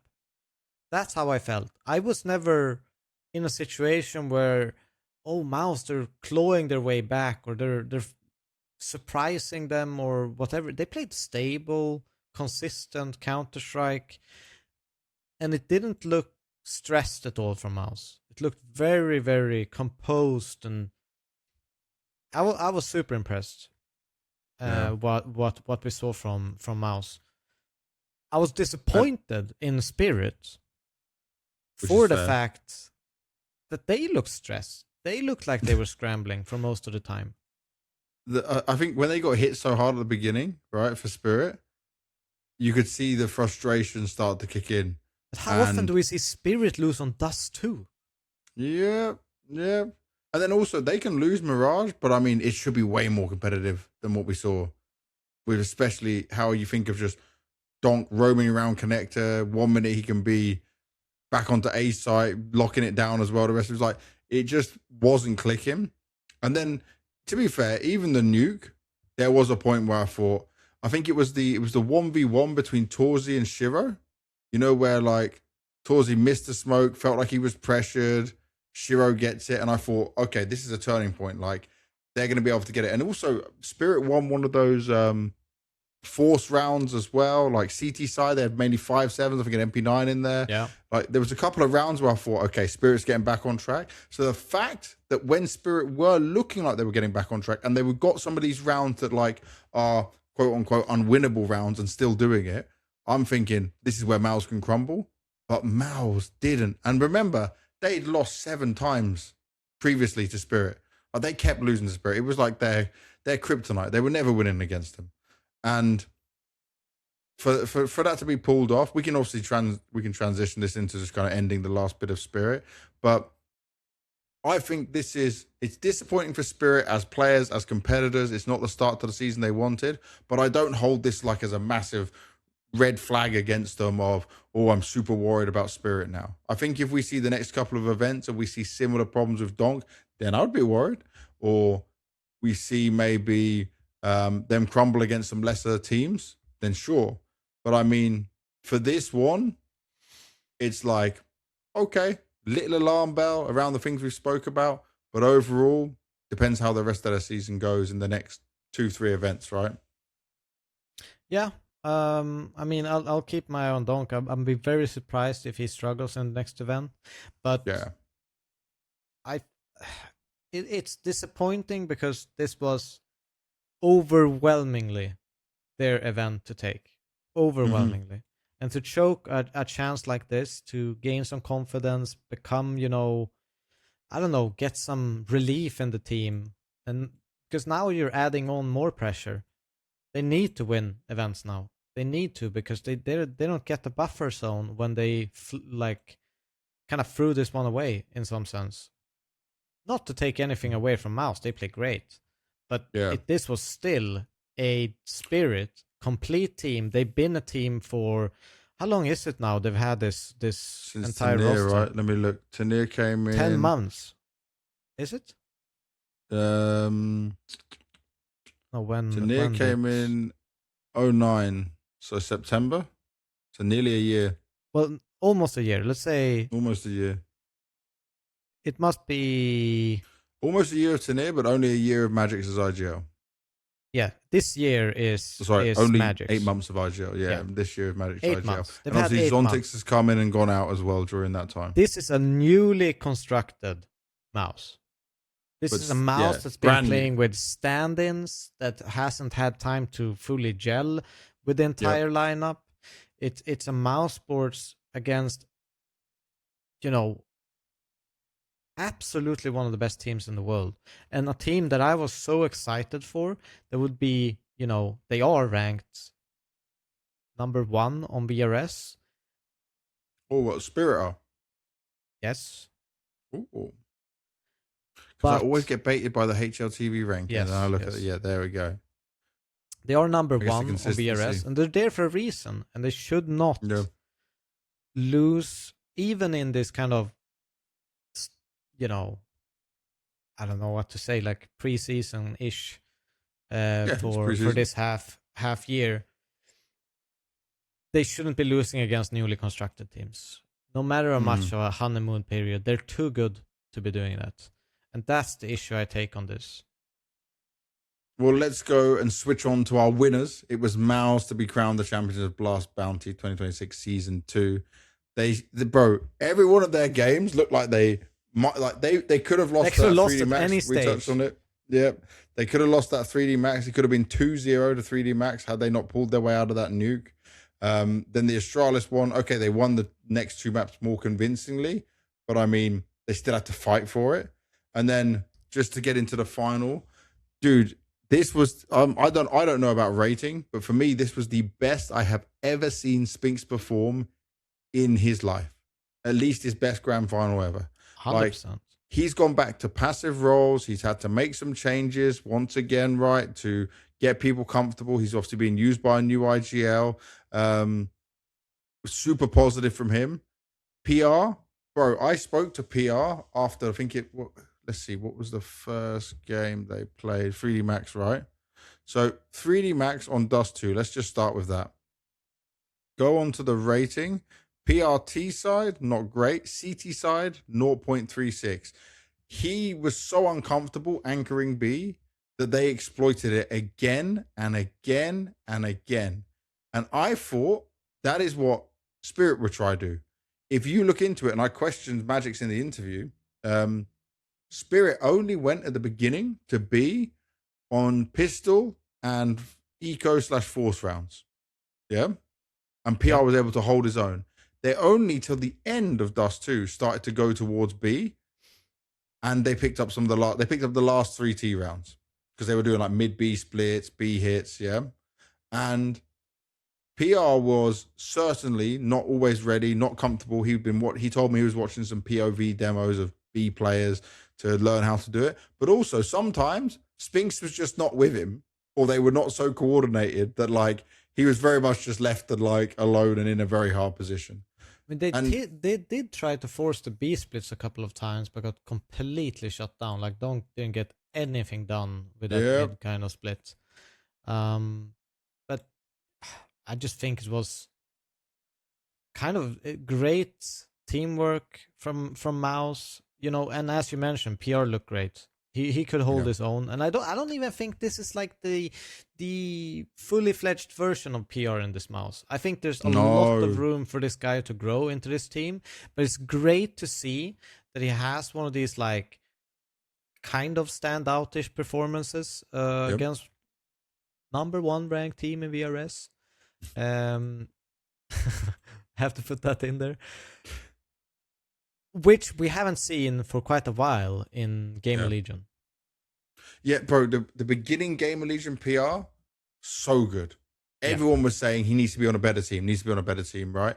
And then obviously lots of changes happened in Gamer Legion. Gamer Legion was a bit of a mess, so we started to think, okay, yeah, we can give him that it's going to be harder. But he also never he never looked like he could make the same even mechanical moves, you know? Yeah. Like his aim wasn't the same. Like everything was going a bit.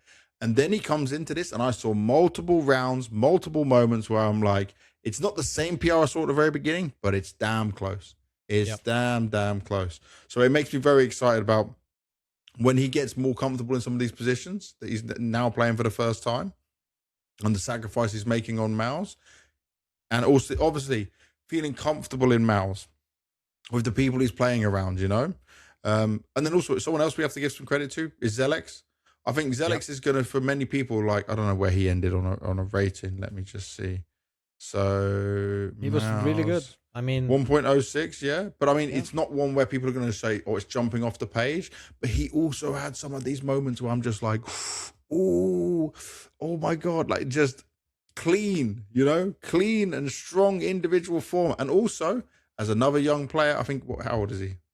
Let me just check. Mr. Zelex on here. He is 18, right? Even when they were having tough games, even in the 3D Max close games, even when they're losing maps, so positive. I saw PR's head dropping in some of the games, yeah? And Zelex is just next to him, like trying to keep him up, hype him going, push him forward. And I think that's so positive for a very young player. Like, I mean, you don't see that often from a rookie. No, you don't. And I mean, he still finished off, top 10 rated at the event. Solid. Had a plus 19, 114 KD, 106 rating.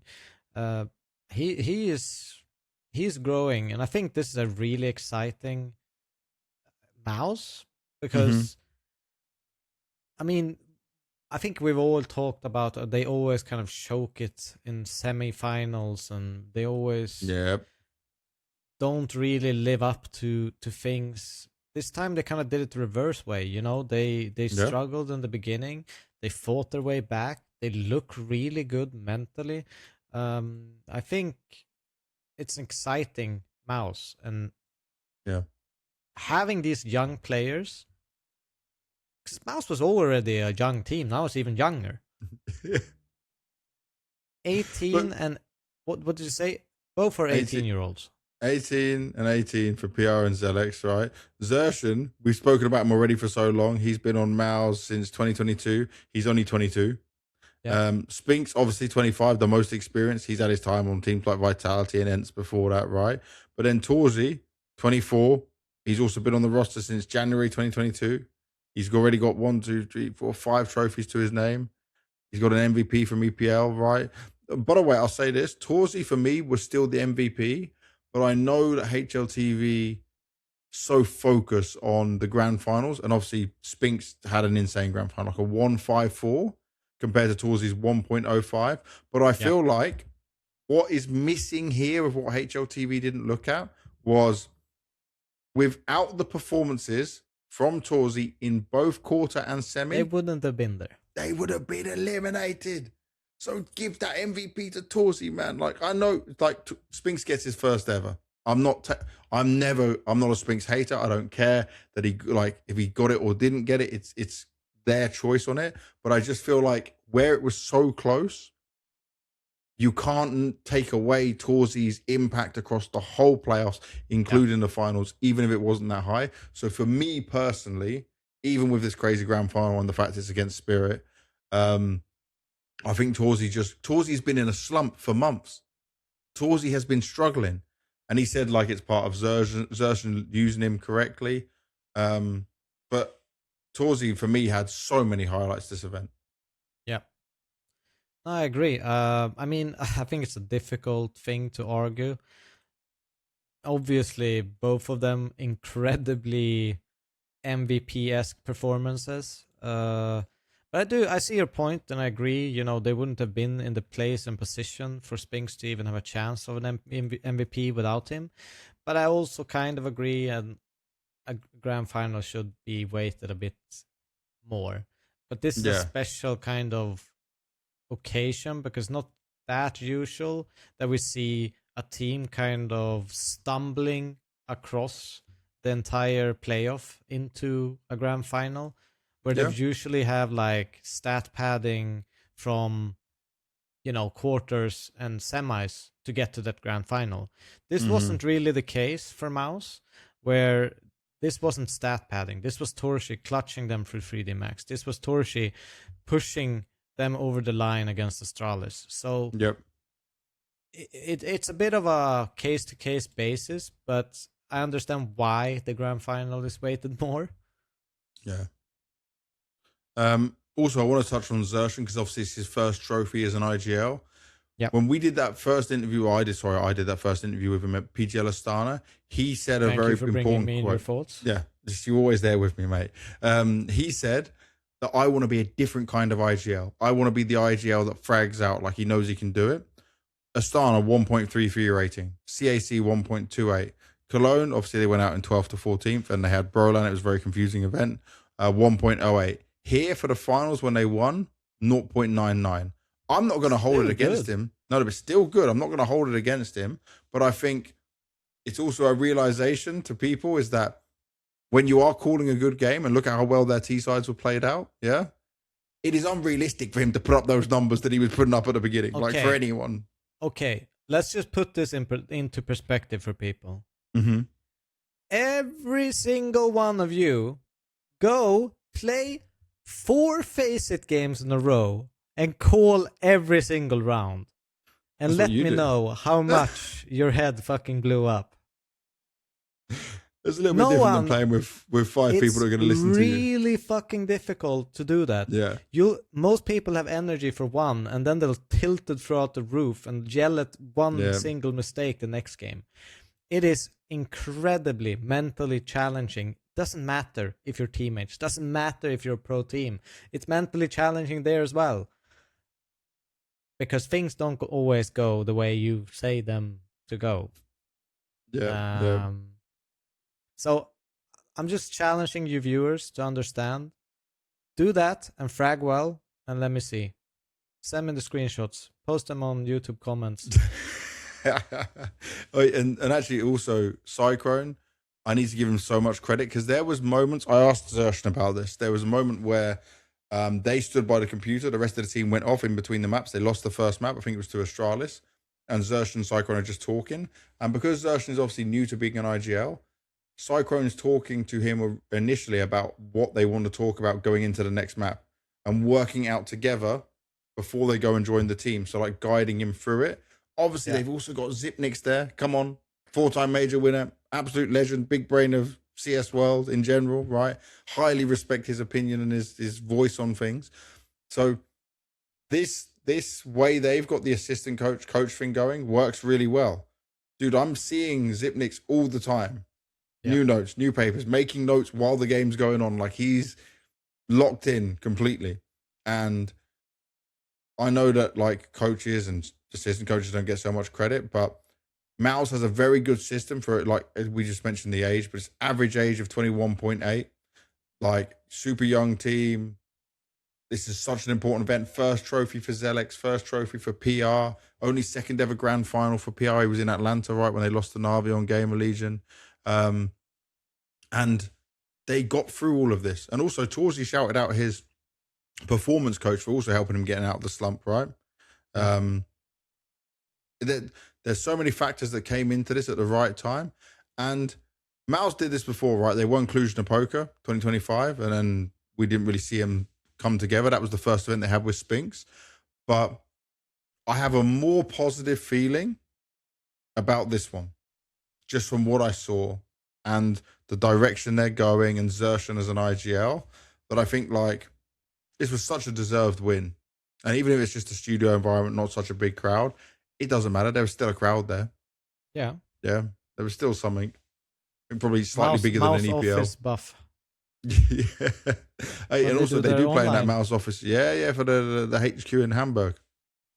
Yeah. Also very strong. So yeah, overall, extremely positive for MOUZ. Really important for them as well, jumping up the rankings and seeing what they can do. It also kickstarts the entire belief in the entire project. They've made the right choices. No one can question that. No one can go and like, oh, why did you pick PR and Zelex? Yeah. Like, no one can do that because they've proven now that this is a team that can challenge against, you know, some of the monsters in Spirit, Vitality, whoever, Falcons. You know, there's a genuine chance for them to break through and be another, you know, trophy challenger. Oh yeah, and then the other thing, just this to be more of a funny thing, because obviously I didn't see it when I'm about to do the interview.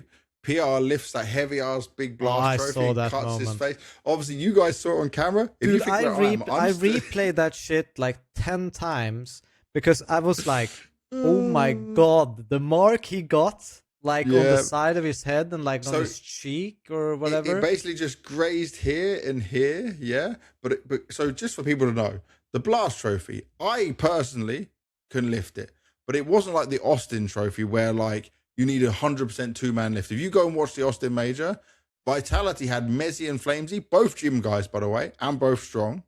And they couldn't two-man lift it above their head. Like, it's bloody hard. But the Blast Bounty Trophy is a bit more reasonable size. Still big, but it's also very awkward because of the way you pick it up. Yeah?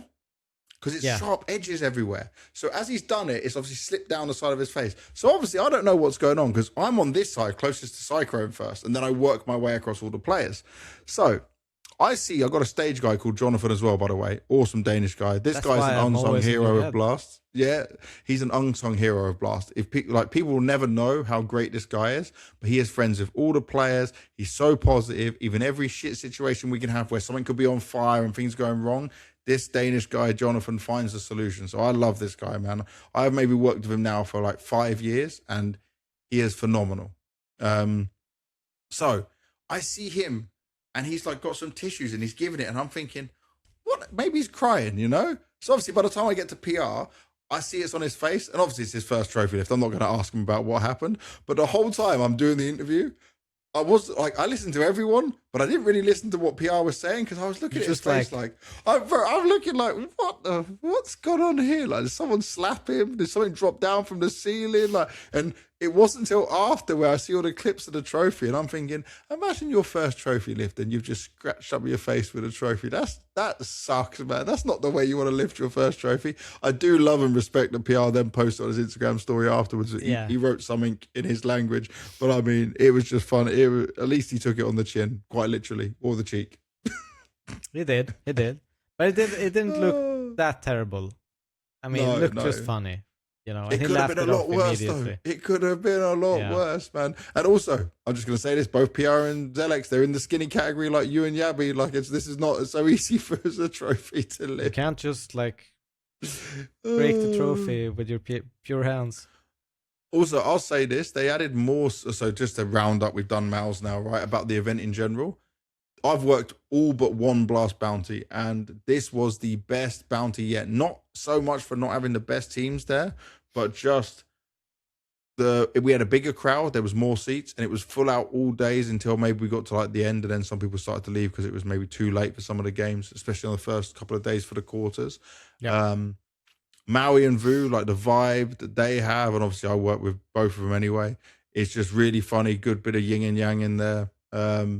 I think Nat smashed it. Nat definitely has a place in CS now as a desk host. 100%. Like she is crushing it. Obviously, I said her before, right? I worked with her in Dota, and the fact that if she wants to be more in CS and stay involved in CS, at least for me, I would definitely vouch for her. Like she comes correct. I got to work on doing that wheel bounty spinning thing. If you remember, like the bounty bonanza.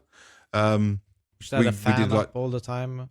And that was pre-recorded when you opened the boxes. Yes, of course. Yeah, of course. What you think? I'm just suddenly doing it? Yeah, I have no clue. It's such a Swedish reference, but it's like a bingo lotto. You know, like you do like bingo? A lottery. They roll numbers and you like dot in. Top it off. Yeah, this is called bingo. Yeah, just bingo. Well, when you do bingo, they open shit on that stage and people. Did you not have in Sweden Wheel of Fortune? Because that's what this is based on. Yeah, but I know what it is.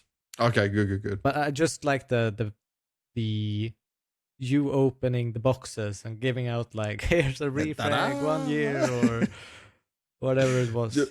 I'll tell you what was also super funny. The Zontix one, bro. The Zontix one was killer. The man just sat there. The fan asked him a question. Zontix just nonchalant about everything. Like Zontix, when he did the wheel, he just and it went like, and that was it. But I have to say this just popped into my brain. Zontix, he could play an AI sick of human beings asking him questions. That's like he could be an actor for that. Oh my god! That specific purpose, I think he would nail it. He would be amazing. I'll say this, right? That what cracks me up with Zontix is, again, for all the people that want to shit talk the interviews all the time, Zontix just gives me, like, you ask Zontix any question, he can go into so much detail on it and just talk so honestly. But to give him some fun content thing to do, he's not the guy. And then in the background, you see Donk. By the way, I don't know how this happened because obviously I'm not the person that picks the player. But like, I'm imagining that they maybe asked Donk, and Donk's like, no, I'm not doing it. So Zontix gets pushed to the front to go do it. And then Donk's just sat there laughing at Zontix doing it, knowing that this is like, Zontix hates this, but I'm enjoying it. It's like the worst friend possible. To just bully him while that's going through. Oh dear. All right, well that's the end of Blast Bounty. Anything you want to add? No, I think that's was a good event. Yeah, that's about it. No, it was a really good one. Really good one. All right, next for us then, we got to talk about this one. BC.Game, Simple, Mizinho, Senzu, Magisk IGL, Electronic somewhere in there. And they end up winning the Elisa event. I think it was $7,000 they won. Oh, $8,500 they won in the end. It was only finished competition they had in there. The reason I'm focusing on this, right, is because it's a super important event for a team like BC.Game who reset their VRS. Yeah. It's not going to help them jump up hugely. It's not going to be some crazy thing in there. But at least they'll be ranked. But at least they'll be ranked, right? And some of the teams, I saw some people posting that they beat some teams with like players who were not even born or were single digit numbers to when the guys won their first major, whatever. I didn't watch any of the games other than the grand final. It was still hard for them to win against Alu's coach. By the way, Alu's not playing. Alu is coaching Ents, right? It was still very hard for them to win that game. But to build some chemistry, to build some teamwork, it's a promising sign. And I'm just happy that this is actually now a team where I'm not laughing at them anymore, you know? This is a team where there is something to look at of potential. I'm not going to say positive. I'm going to say potential for now. I mean, you don't agree with me? Okay. Let's digest. Here we go. Here we go. What? Where do we want to place BC.Game? They played a grand final, yes, against ENS with players. I don't recognize almost any of these players. Temme, Hennu, Click, Schwarz, Millert. They played 13-11 and won on overtime on Nuke. Yeah. I don't think that's a amazing result. I think this was like bare minimum to win the event. When you have so many star players, you have so much investment into this team, and the Finnish scene, that's not the strongest scene in the world. Let's just put it that way. They've been struggling in the Finnish scene for quite a while. Playing them and playing close, it doesn't give me like a vote of confidence. Now, it is early in the BC.Game project. I think it's incredibly important that they won this tournament so that they can kind of get into bigger tests and bigger events and start to grind some of the tier 2 events. Do I think that they're just magically going to win like a Draculan because they won Elisa Esports Breakout Series 1? No, I don't think so. I think we're going to see more struggles along the way for this team, but it is very, very early on in this new BC.Game project. I will say this though, right? For them to be able to lock in and do it at an event like that shows that there's something there for the team coming together and working 100% together. 100% there's something, something there, but I'm just saying... Can't jump the gun. If they would do the same journey they did last time with the Portuguese people and just get thrown into like tier 1, 1.5, tier 2-ish events, I think they'd struggle right now. Yeah. But we have to just... It's going to take some time. They're not ready for the next major. Let's put it that way. But this is what they're building on, right? Especially for the Mongolian players to switch up to English as well and getting them all ready for it. Yeah. They definitely have the capacity within that team, but it's going to take some time. Next bit of news is TDK. We spoke about them on the previous episode, I think. They are now transferred to 1W. So 1W just got rid of one of their rosters. Oh, that's my diabetic alarm. As always, something will happen. Microwave? Yep. Microwave. Oh, it's my diabetic alarm. So TDK roster, Coach Groove still in there, right? It's Axel, Nafani, Belchanok, Fame, Artfrost, and then Groove as the coach. I think this is just a team to watch out for. Also the entire team of Latic, Osik, Kronos, Reyos, and Kickert. Which makes perfect sense. Yeah, I would definitely do the same, right? Yep. Like this is an interesting team. That TDK roster has potential, and now they have backing from an actual betting org, right, or betting company, whatever you want to call it. It's however they're doing it. They can grind out. They can go to some more of these paid entry tournaments in Europe potentially as well.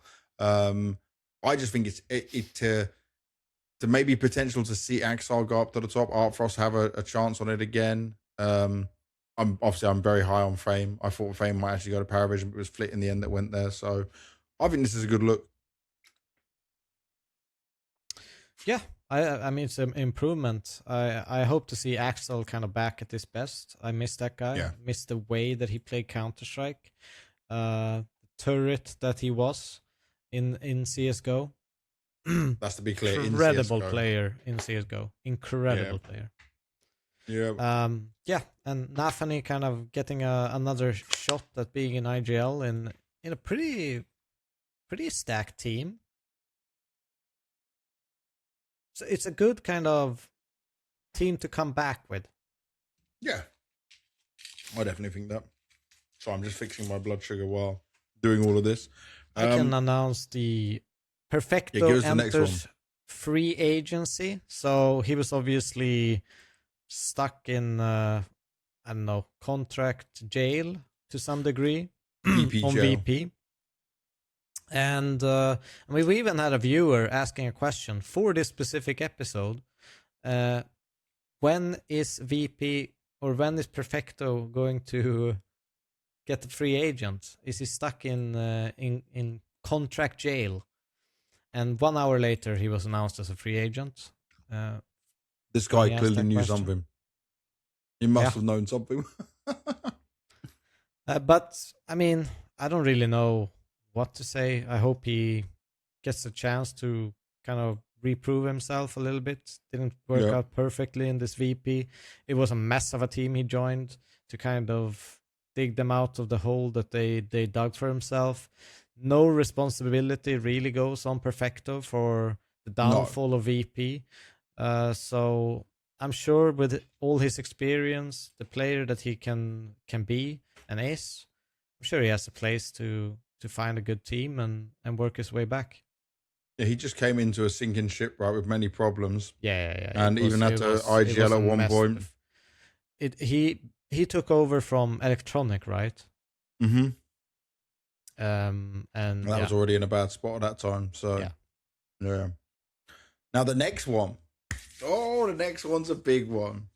JL to join Vitality as a stand-in. Let's be very clear, as a stand-in. So we knew this information weeks ago. I was talking to JL about this. Obviously, we don't leak things that people tell us in confidence. That's very important. But what it did mean is we were preparing to have him on the podcast. So he's joining us tomorrow to talk about all things that happened, how this came together. But to give you guys a bit of the news on it right now is JL joins Vitality because first MeZ is having his second baby and Apex is having his first baby. So both are popping it out this year, similar kind of times as well, not much of a gap, which means as it stands, EWC, they should play with the full roster unless MeZ's baby comes early, which then JL will stand in. Yeah. Then Porto, they will have JL stand in for MeZ. That's the plan. And then what was the other one? Wait a second. I've got to make sure I get this information correctly. Because I'm trying to remember for Apex, it's PGL Masters. PGL Masters Apex. Bucharest. Thank you very much for. But if obviously as Apex comes any earlier, it could be EPL. But then Star Series that they're also playing in, they should have the full team. So it's a bit of chopping and changing, right? It's like dependent on the event of how it all goes down, of who will be there and who will not. So for JL, obviously when he stood in for MOUZ, I'm a friend of his. I'm not going to say it was a wow performance, but the information I had, and which we'll talk to him about tomorrow, was that they wanted him and he wanted to be there, but it was some contract negotiations, some things between agents that couldn't be figured out, which is kind of sad. But it does mean that he now gets his opportunity to stand in for Vitality, who, as JL said in his announcement video that went out on his YouTube, it was only 4 minutes long. They thought it was a bit of a surprise that he was even available, you know?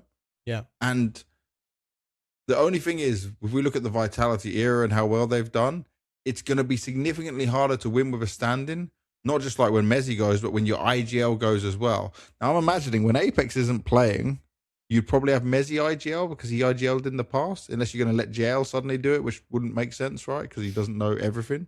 He's standing in and watching on practices, by the way, at the moment. I mean, the one thing I would consider as a coach, I agree that's the most logical way to do things. But it could also be like, because they don't know when things are happening, that they put the responsibility on someone else who will be at both events. Mm-hmm. If in case something happens, that they kind of mentally prepare another player. Who that would be, not so sure. There's a couple of questions I have off the back of this, right? Is how competitive do you expect them to be with JL? Like, can we still see them as potential trophy and title contenders? Like, if we look at Porto has all the big dogs there. Falcon, Spirit, Furia, Vitality, MOUZ, Na'Vi, 9Z, Aurora. Like, it's a tough field. It's a very tough field. And then I wonder if PGL's even more stacked. I feel like it depends a lot on how Vitality actually do practice from now. Are they just going to have like Apex, he's going to be in coach, and JL gets to play and groove a little bit with the team, and he kind of calls from practice? Well, before Porto, at the moment, JL is just watching and learning. So they're practicing as a team, and he's just watching everything. So I think it depends on how ingrained he can become in a short amount of time. before all this hits. How competitive? I don't think that all of a sudden you throw Vitality changing one player out of the contention for trophies. I don't think so. I do think that, sometimes teams can get a buff from this short term. We've seen it before in standing situations with like Stu if 2K with G2. The Dallas run. Yeah. And it can happen, but it definitely drops their kind of, the stocks are going down on Vitality. Yeah. But I don't think it has, communities sometimes. They're like, oh no, Vitality, there's no fucking way. Their era is ended by paternity leave. I don't think it's that bad. I saw one comment: Astralis' era ended by COVID, Vitality's by pregnancy. Come on. And there's the other thing here that we should look at as well. Is the difference is JL's not just standing in for one player, so he's going to be doing one set of things and then one set of things, right? So even if he's not IGL, he's not probably going to have the same positions unless Mezzi then suddenly jumps into Apex. Like, it could be very weird. Obviously, we don't know exactly how it's going to go. We will find out when we talk to JL on this. But also, I want to look at this with you. So this is quite an interesting one. ZywOo at the moment, right? If we look at this, just going to bring up ZywOo's page. ZywOo, 25 years old, 32 MVPs. Now, this year could now change for him, right? Because at the beginning of the year, you would have said, can he make 36 HLTV MVP awards this year? You'd probably say, yeah, like, come on, it's Vitality. But they have EWC Porto Star Series. Fissure, I'm like 100% certain they're not going because that organization hasn't paid out all the money yet to teams, right? And they didn't go to any Fissures beforehand anyway. Then there's EPL, PGL Masters Bucharest that they're going to go to. If they're doing Bucharest, I think they're going to skip IM Beijing. So they won't be in Beijing. That means they do Blast Rivals Hong Kong and Singapore Major. So that's 1, 2, 3, 4, 5, 6, 7 events left for him to get 4 more MVPs. Do you think that ZywOo can make that happen with 2 of these events being without the full team? Because most likely you need to win the event, right? And play insane while doing it, while going through the changes. I mean, my honest opinion, I don't think so. And a lot of it is because of the stand-in situation, the situation that a lot of these players in and out. Do I think it's impossible? Absolutely not. I still think there can be just, like, they have the grit, they have the determination in any game, in any tournament, to turn things around, to play better. When things click for them, they're absolutely unbeatable. They look absolutely insane. And yes, we haven't seen that for a couple of months. But who knows? Maybe just playing with someone else kind of gives them the perspective, or maybe even the... like, you miss someone so much that all of a sudden you try harder once they're back. Okay. I'll give you this. On June the 11th, it was a 53% chance. As of July 28th, it was 20% chance. After the JL news, it says 22% chance. So it is slightly changing, but it's gone down from 53% chance to 22% yes chance. It's dropped down quite a lot. But I mean, my initial gut reaction says no. Yeah. I don't think so. I think we're seeing, I mean, a lot of teams are not in their greatest shape, I would say, in this half of the year. I don't think Falcons is unbeatable. I don't think Spirit, Furia, Vitality. Like, there's a lot of teams in the same kind of category right now that I would be surprised if one team dominates it all. Do you think it's going to be more split? It's going to be different winners each time? I think it's going to be way more split in the, like, coming up to the major. Yeah. And for them to win 4 of those tournaments and ZywOo automatically being the MVP for all of them, I find unlikely. And also, if you take away Porto and PGL Masters Bucharest, where JL stands in, That leaves you only with EWC, Star Series, EPL, Hong Kong, and Singapore. So 5 only left to get 4. That would be pretty crazy even for ZywOo. Yeah. So yeah, I think the chance is quite low. But you know, I would say I'd be on like the 4. Personally, if I would they maybe win, say 40%. If they win a tournament with JL as a stand-in, 100% ZywOo is MVP. You don't think JL's going to get it? He's a major MVP as well. Dude. No. It is ZywOo. It is ZywOo. This is no disrespect to JL, but ZywOo, he's different. He exists. Yeah, he exists. Well, it's a thing we'll keep an eye on, and we'll talk to JL about it tomorrow. And the last thing to look at, because it's not time to talk EWC just yet, but it is time to talk about the EWC Open Qualifier. Dude, this is crazy. So it could have been 128 teams. Only 64 signed up. Just to let people know, this was open for anyone to sign up to. It's no entry fee, but you would need to pay your own hotel and your own flights, right? I think you needed like a booking confirmation already to sign up. Okay, that's good. Yes, so they know which is actually there. Yeah. So we got 64 teams in the end. Some teams, when you look down this, like Z to forward is just Amanek and 4 TB announced. Then there's some teams that are full 5-man TB announced. There's some players which have just got 1 or 2. They've not got HLTV pages yet, and we don't know who's going to be there, right?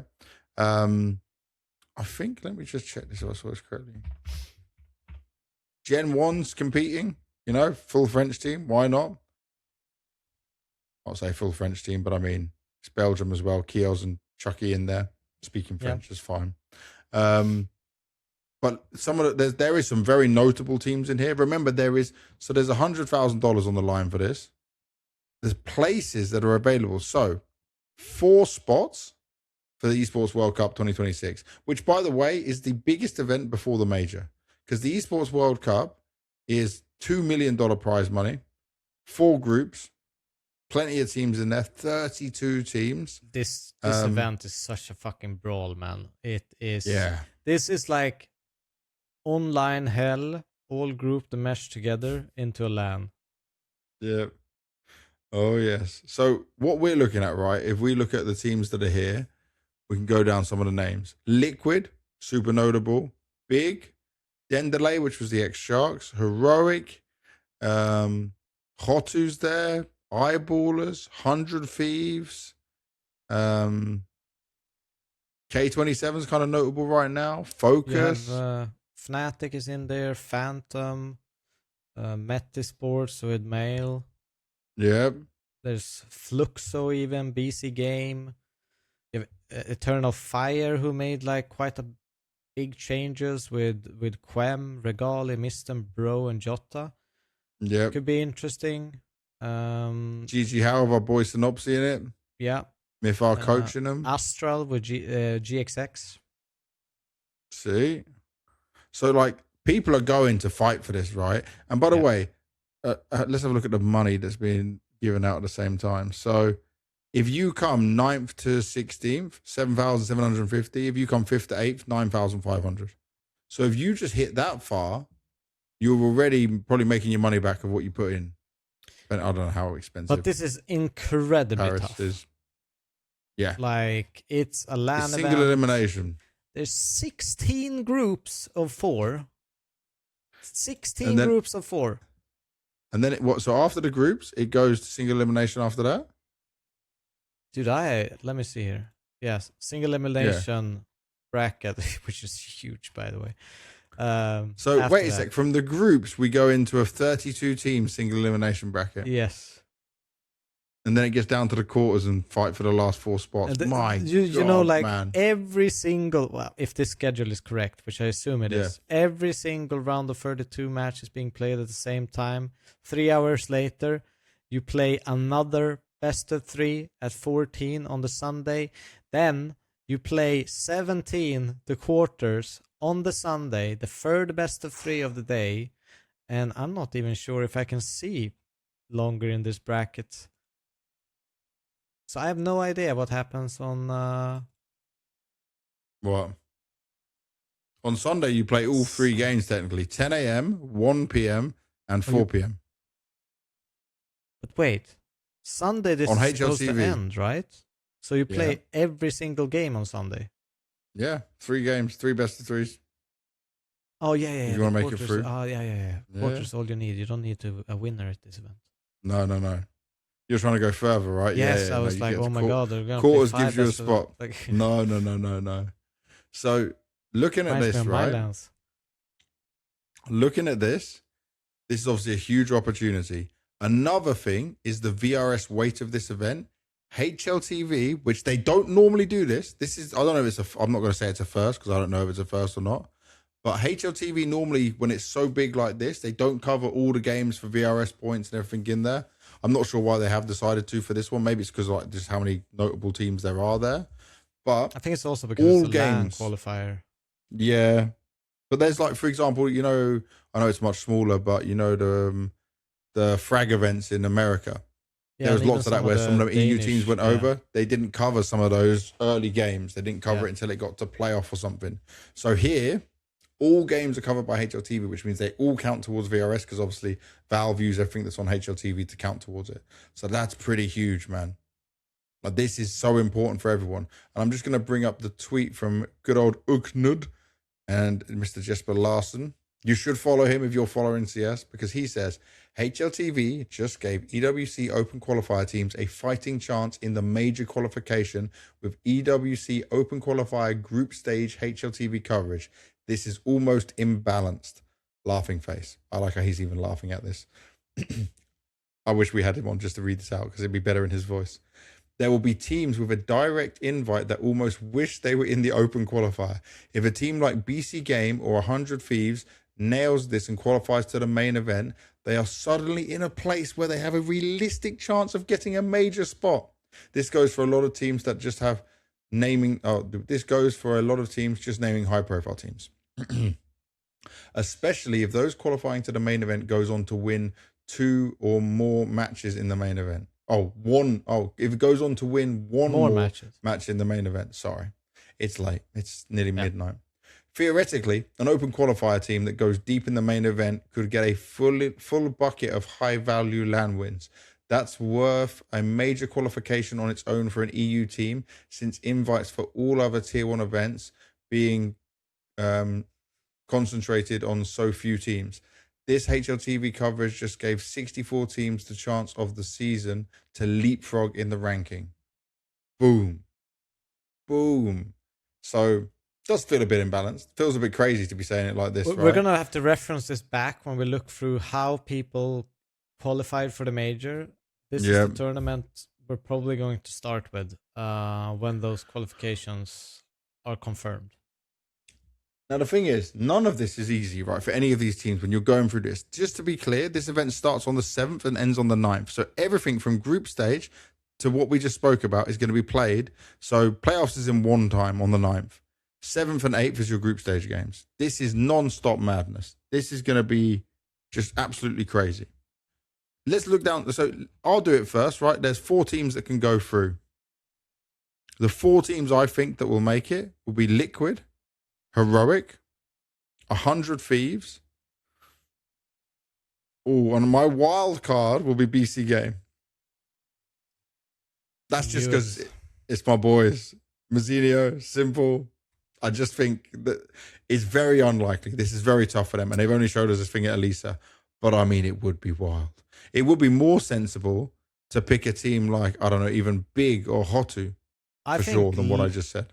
I think Liquid, Big, Heroic, good picks. And I would say I'll give it to 100 Thieves. I think a lot of people are as well. Yeah. I think a lot of people are. Their first game is against a team called Sad Famous, which is Ukrainian lineup with Hanuman, Matrix, Morale, Pepsi Boss. Bro, you got to change your name. That is a fucking terrible name. If you're commentating this guy, you can't read out the name Pepsi every time. Just call him Boss. And then push. We can't be doing like Adriel name calling. Unless he actually has the Pepsi sponsorship, which I doubt it. Just putting it out there. But yeah, that's the game they got first of all. This is insane, mate.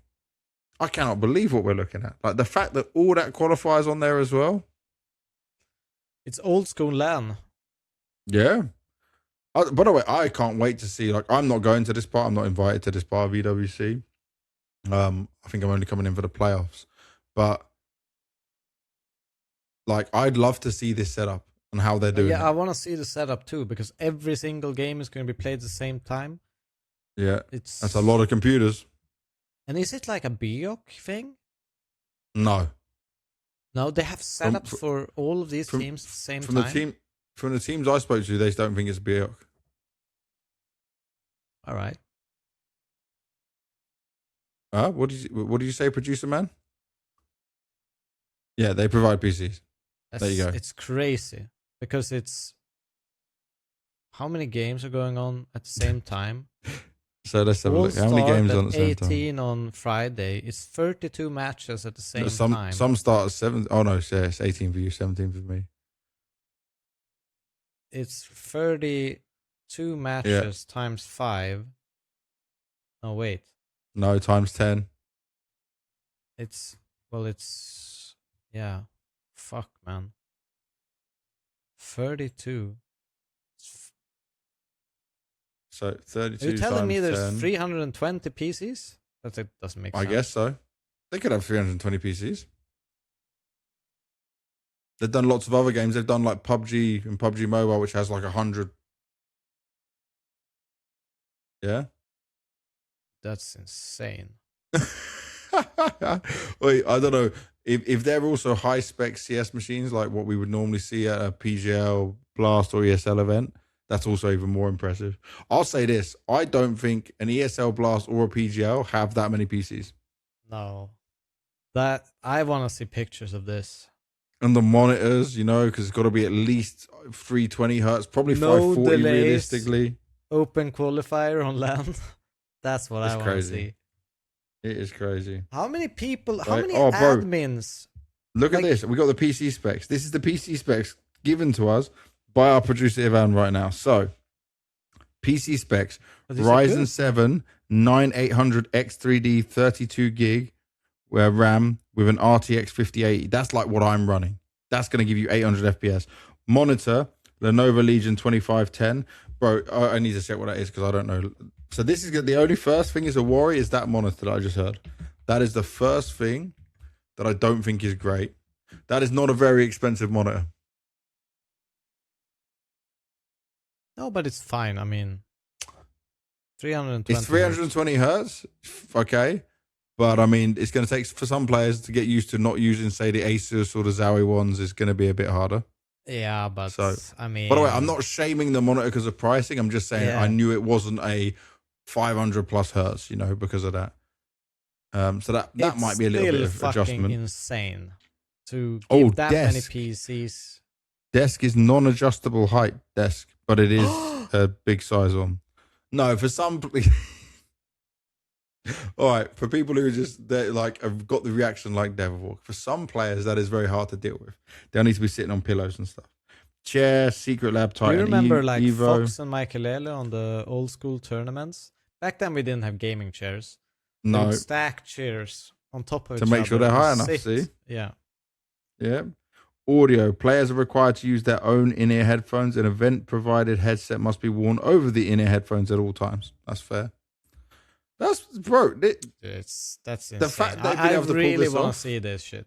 Are you sure about 32 games at one time? 1, 2, if 5, 6, 7, 8, times 9, 10, 11, 12, 13, 14, 15, it's 16, 2 games at the same time from 16 groups. It's 32 matches.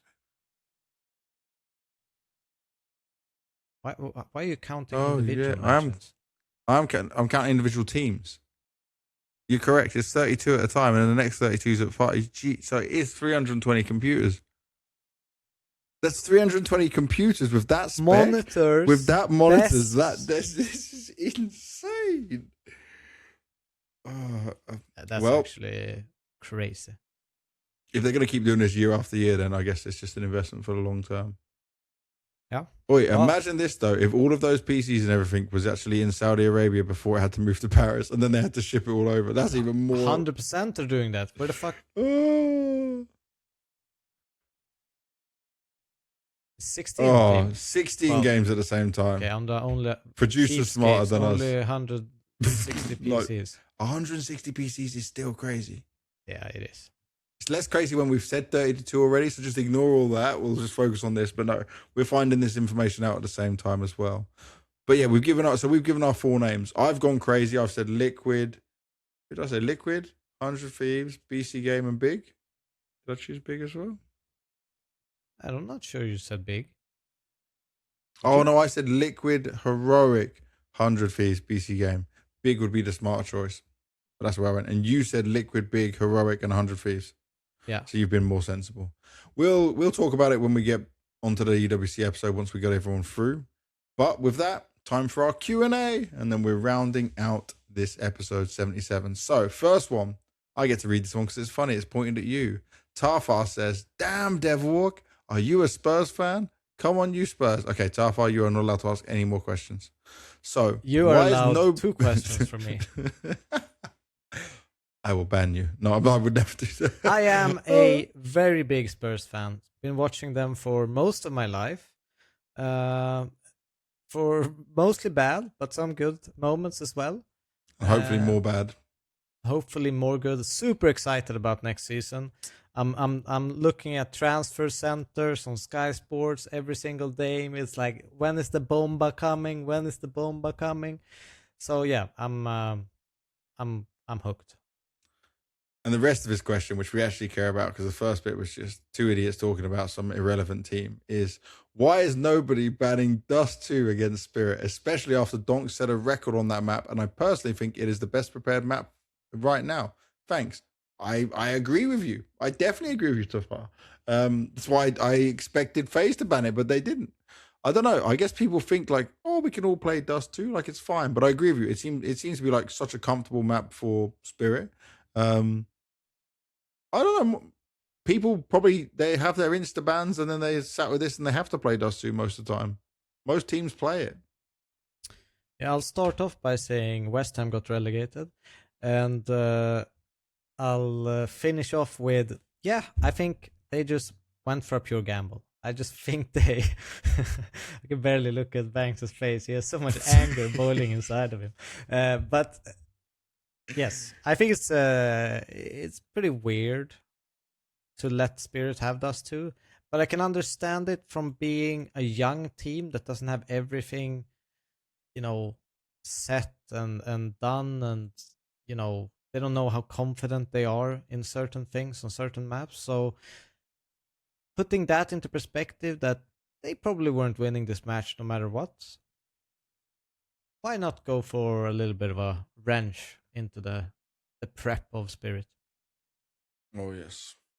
It was a gamble. Okay, go. Pay off. Mr. Devilwalk, the next Scourger. One. Sorry, I missed Q&A. I'm on holiday. With that in mind. Unacceptable. Even when you were on holiday, Scourger, we were expecting... No, I'm joking. You sending questions all the time. What's the best holiday you ever went on? CS events don't count. You were working. Oh, my best one, holiday. My best holiday was when I was coaching Fnatic in... You were working, he said it doesn't count. No, but I was coaching Fnatic back then. But I went in that time frame. Okay, yes, that time frame.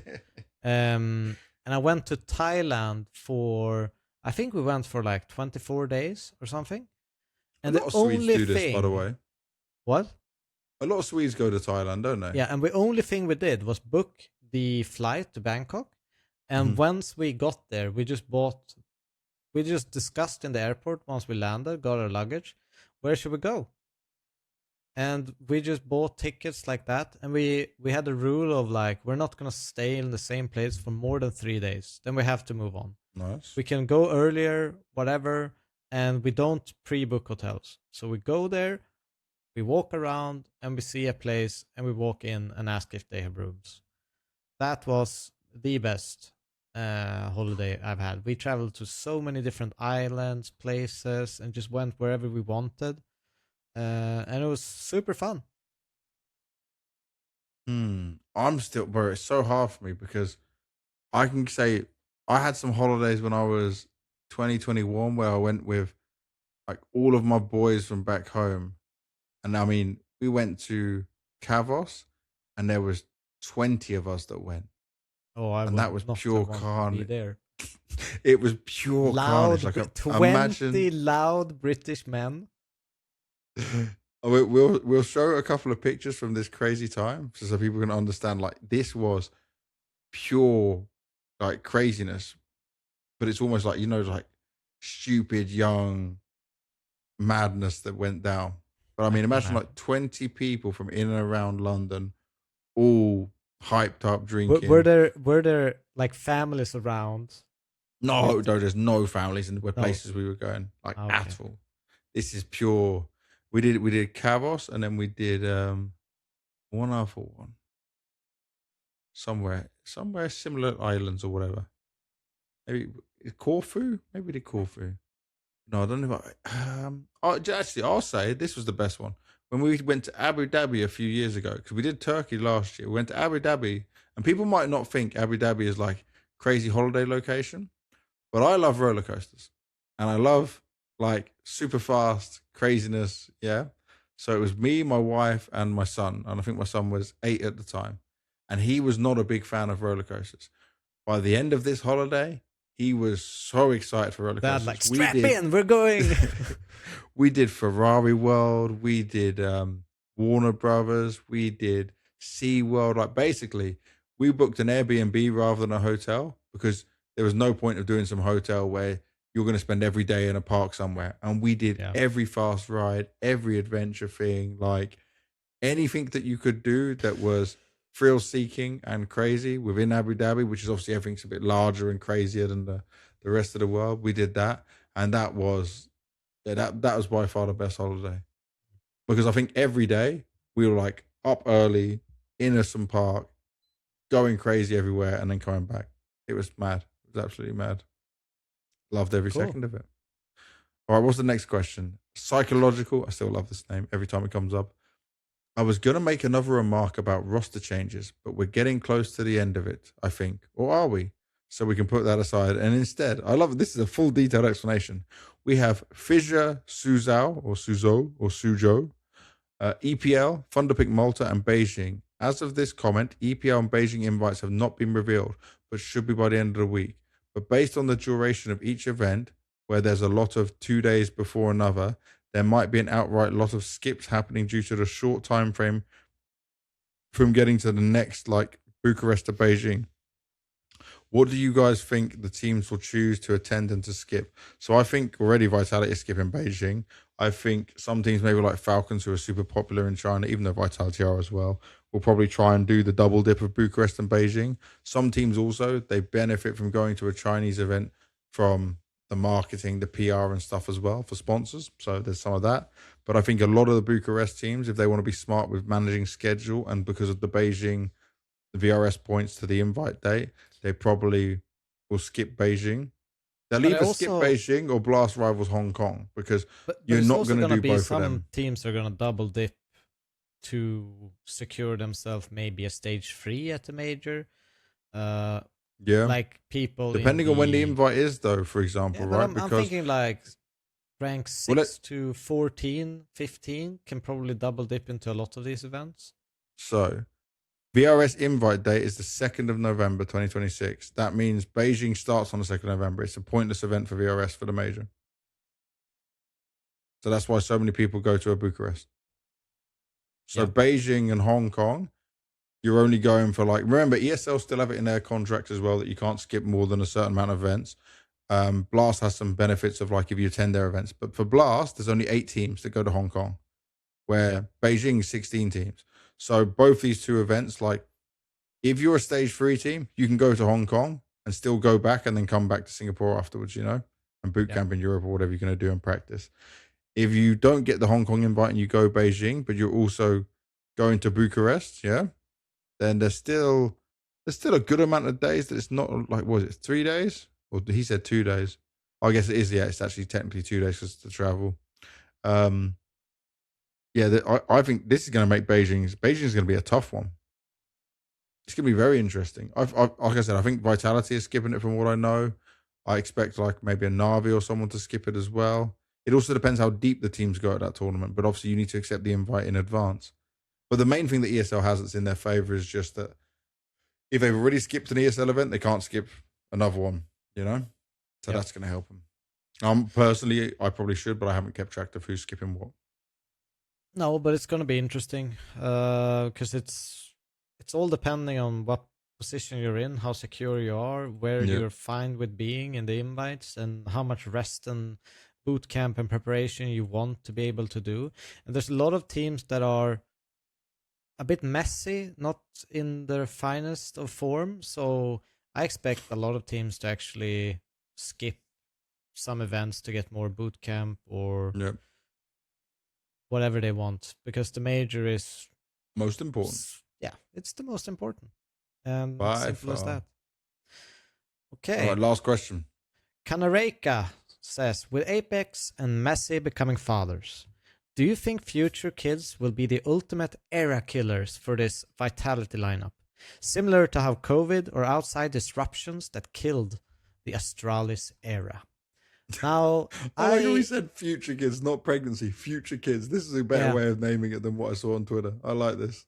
I think it's mostly going to be a blip in the radar. I wouldn't say that all of a sudden, a few not winning events, getting knocked out in semis, all of a sudden puts the entire era on pause.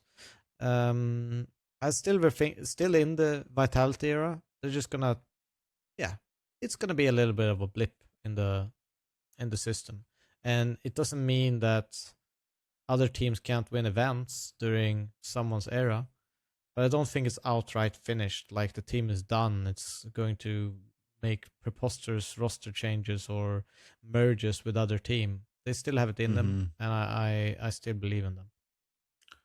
I feel like for Messi, doesn't change anything because he already had one kid and came back to Vitality and they were winning and dominating.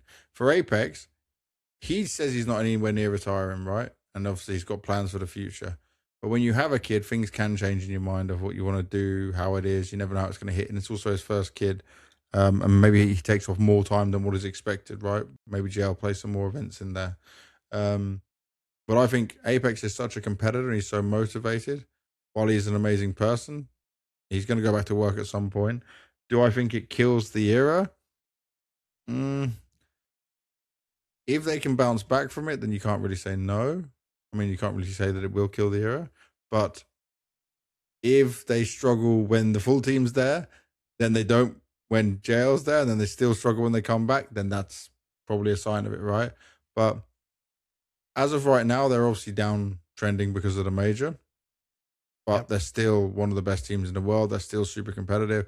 And I still believe in just a team that played so well together, so well synergized. I can't doubt at any point. It's just these next couple of events, the Porto and the PGL Masters Bucharest, they're the ones we got to look at differently. There's one more thing, Devil, we didn't touch on. So Valve, just adding this to the very end, Valve now put a bunch of stickers out called the Cologne 2026 Ranked Series. And we checked out some of the prices before this episode went live. I forgot to call this earlier when we were doing the news segments. So Valve said, today we're shipping the Ranked Series of Cologne 2026 Major stickers, new stickers that indicate a team's final standing in the design. As with all items in the Cologne 2026 shop, 50% of the royalties support the teams, players, and tournament organizer. The original dynamic pricing system determined the relative interest in players and teams, but it didn't produce the reasonable prices. Correct. So the ranked stickers have a lower price, but with the same relationship between players and teams as the event series stickers as of today's update. Check out the new stickers and support your favorite team and players. Now, this might make a small bump up in terms of what it is. I looked at some prices. You can get a normal, I think it was foil Munacy for a few, I think it's like €4 or €5 now. It's not his champion sticker. I think Nico's champion sticker was €30. Yeah. If you're a massive Nico fan, you might just buy that for €30, right? I don't think that's too crazy. I think that's more reasonable. I saw the Na'Vi sticker. There's the Na'Vi gold sticker was like €20, if I remember correctly. I can just open the game up now. And I have a question. Is every single team has a specific number on their sticker? I can go in and look. 2 seconds. Let me load it up. As long as this doesn't kill any of our programs. Obviously, some will be going out in the same place, but I'm assuming kind of Buckel's system determines what placing they are in. If they're 2-3 at one point with another 2-3 team. Yeah. Okay, let me look. View the shop. So, for example, let me just give you this one. So, a Spirit normal sticker, Spirit Gold, should I say. Spirit Gold is €49. Falcons champion sticker is €53. Nico one I said about champion sticker. It's got a 1 at the bottom. Says €36. Big's just got number 18 by their name. Tyler has 11. Oh no, sorry. Tyler has 17. Is that 17 or 11? I can't read that so well. 17. But everyone seems to have a specific number. Specific number, assuming Navi's got 9 goals to determine the. Yeah, the Navi Holo is beautiful, by the way. Yeah, and that only costs €4.62. So while this is great, and I'm not against it. Okay, I'm on the champion stickers now. Yeah. It's better than $500 for one sticker. Yeah. Nico champion gold is still crazy. €117. You're not paying that. That's for his normal sticker, by the way. That's not the numbered sticker. Yeah. Kyosuke 32, Kixan 13, Monasi 63, Tess has 13, so you can see the difference, right? Yeah, that's so the ranked is obviously a lot cheaper. Yeah. But the champion, because remember also the ranks is back to this square sticker. Yeah. So it's a full. Where if you go to the normal stickers, which are just the circles, so they're, different style of stickers as well. I don't think this fixes too much at all. I think this is still. It's probably a little bit too late. But it'll make a bump up, right? I think this will make a bump up for some people who are willing to spend on it. But for someone who doesn't have so much money and dreams of getting that sticker, I might just say, okay, I've got $50. I want to buy $50 worth when it's on massive sale. Also, we need to see if we're going to get a sale again, if we're going to get the big sale, because that could also be a big driving factor. But I think this is still going to really hinder the whole situation on the stickers and making money. And I think I saw the videos coming out from Sponge, right, where he was saying in his day of stickers, and same as your day of stickers, Devilwalk, you didn't rely on that money, and it wasn't so big money. Like, can you say what was the most you made from stickers when you were a player? Oh, I didn't make anything from a sticker as player. Oh, only as coach. I qualified for a major as a sticker, but I transitioned to coach then. Okay, what did you get from coaching then? I know it's a bit lesser, but can you give as a coach back then, there was nothing. Wow, you guys didn't even get a percent. No, it was so thrown at us, and it was just a couple of weeks before the event. We had to do, I don't know. It was a huge discussion back and forth with the orgs. We didn't know what was fair. Okay, so you're even further back then. Yeah. BNE times doesn't even really count asking you because you were part of the Paris run, which was just crazy for everyone. That money is just insane money to put out there. And I think I agree with what I was hearing the guys say about, like, Paris is not the marker for what teams should have seen as the money in. Yeah. No. But I don't agree with where they were saying you shouldn't rely on this money, right? Yes, you can never trust and rely on the money coming in, 100%. Because, for example, you can't even rely that you're going to have a job tomorrow. You could get fired, right? That's what happened just previously with you, yeah? You can never rely on anything 100%. But it did seem like where we were at with CS was in a good spot, even if the money had dropped down a bit at recent majors, but it was just a consistent way of generating revenue, and it was working well for the players and the organizations. And the maker of the game. Oh, yeah, and obviously Valve benefited from it as well. It was a win-win from everyone. Yeah, and the fans enjoyed it. Yep. Me, as someone who would open tons of stickers, I enjoyed it as well. And there's lots of people who had the same opinion on it. So I think the fact that we had a stable system that was working, it didn't need to be changed.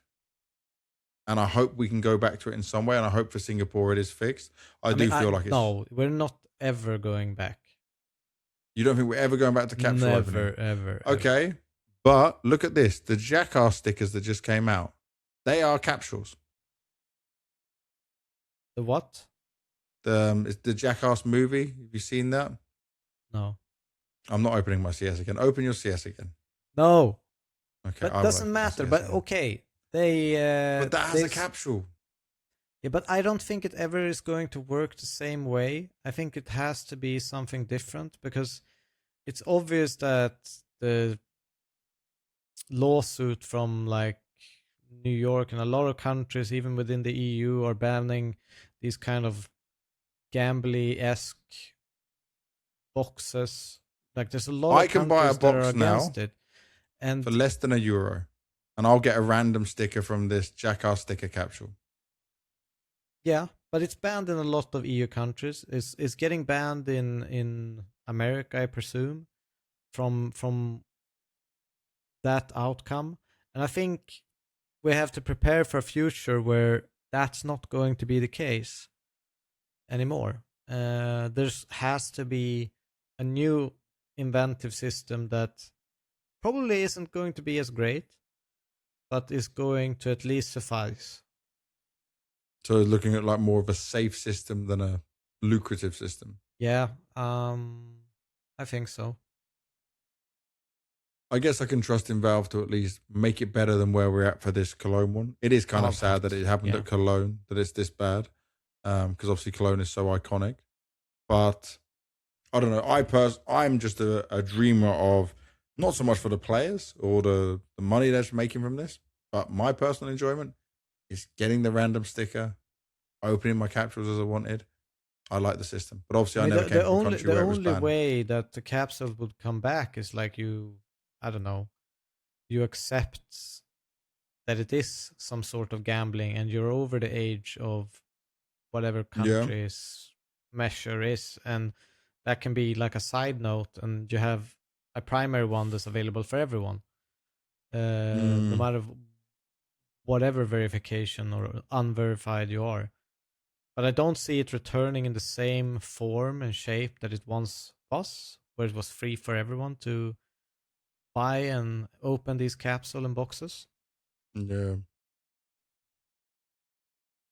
That's just where I'm at. I hope it's going to be better. I don't agree with, because it was low in the old days, we shouldn't rely on it. And we also shouldn't rely on the fact that it was so crazy in Paris. But I think we rely on it. It's the entire reason the entire industry boomed in the way that it has. But then also we're taking the hit now. Yeah, we're taking the hit now for this esports winter. We're sat in at least the orgs. But I just want there to be found some balance. And if you can have it in some countries, and it can work, let it work for them, and then find another option for the others. That would be the perfect world, in my opinion. But let's see. I know a lot of people in the comments was agreeing the whole way that like they want to be able to do it the old school way. I agree that that's the best, but I don't see it happening again.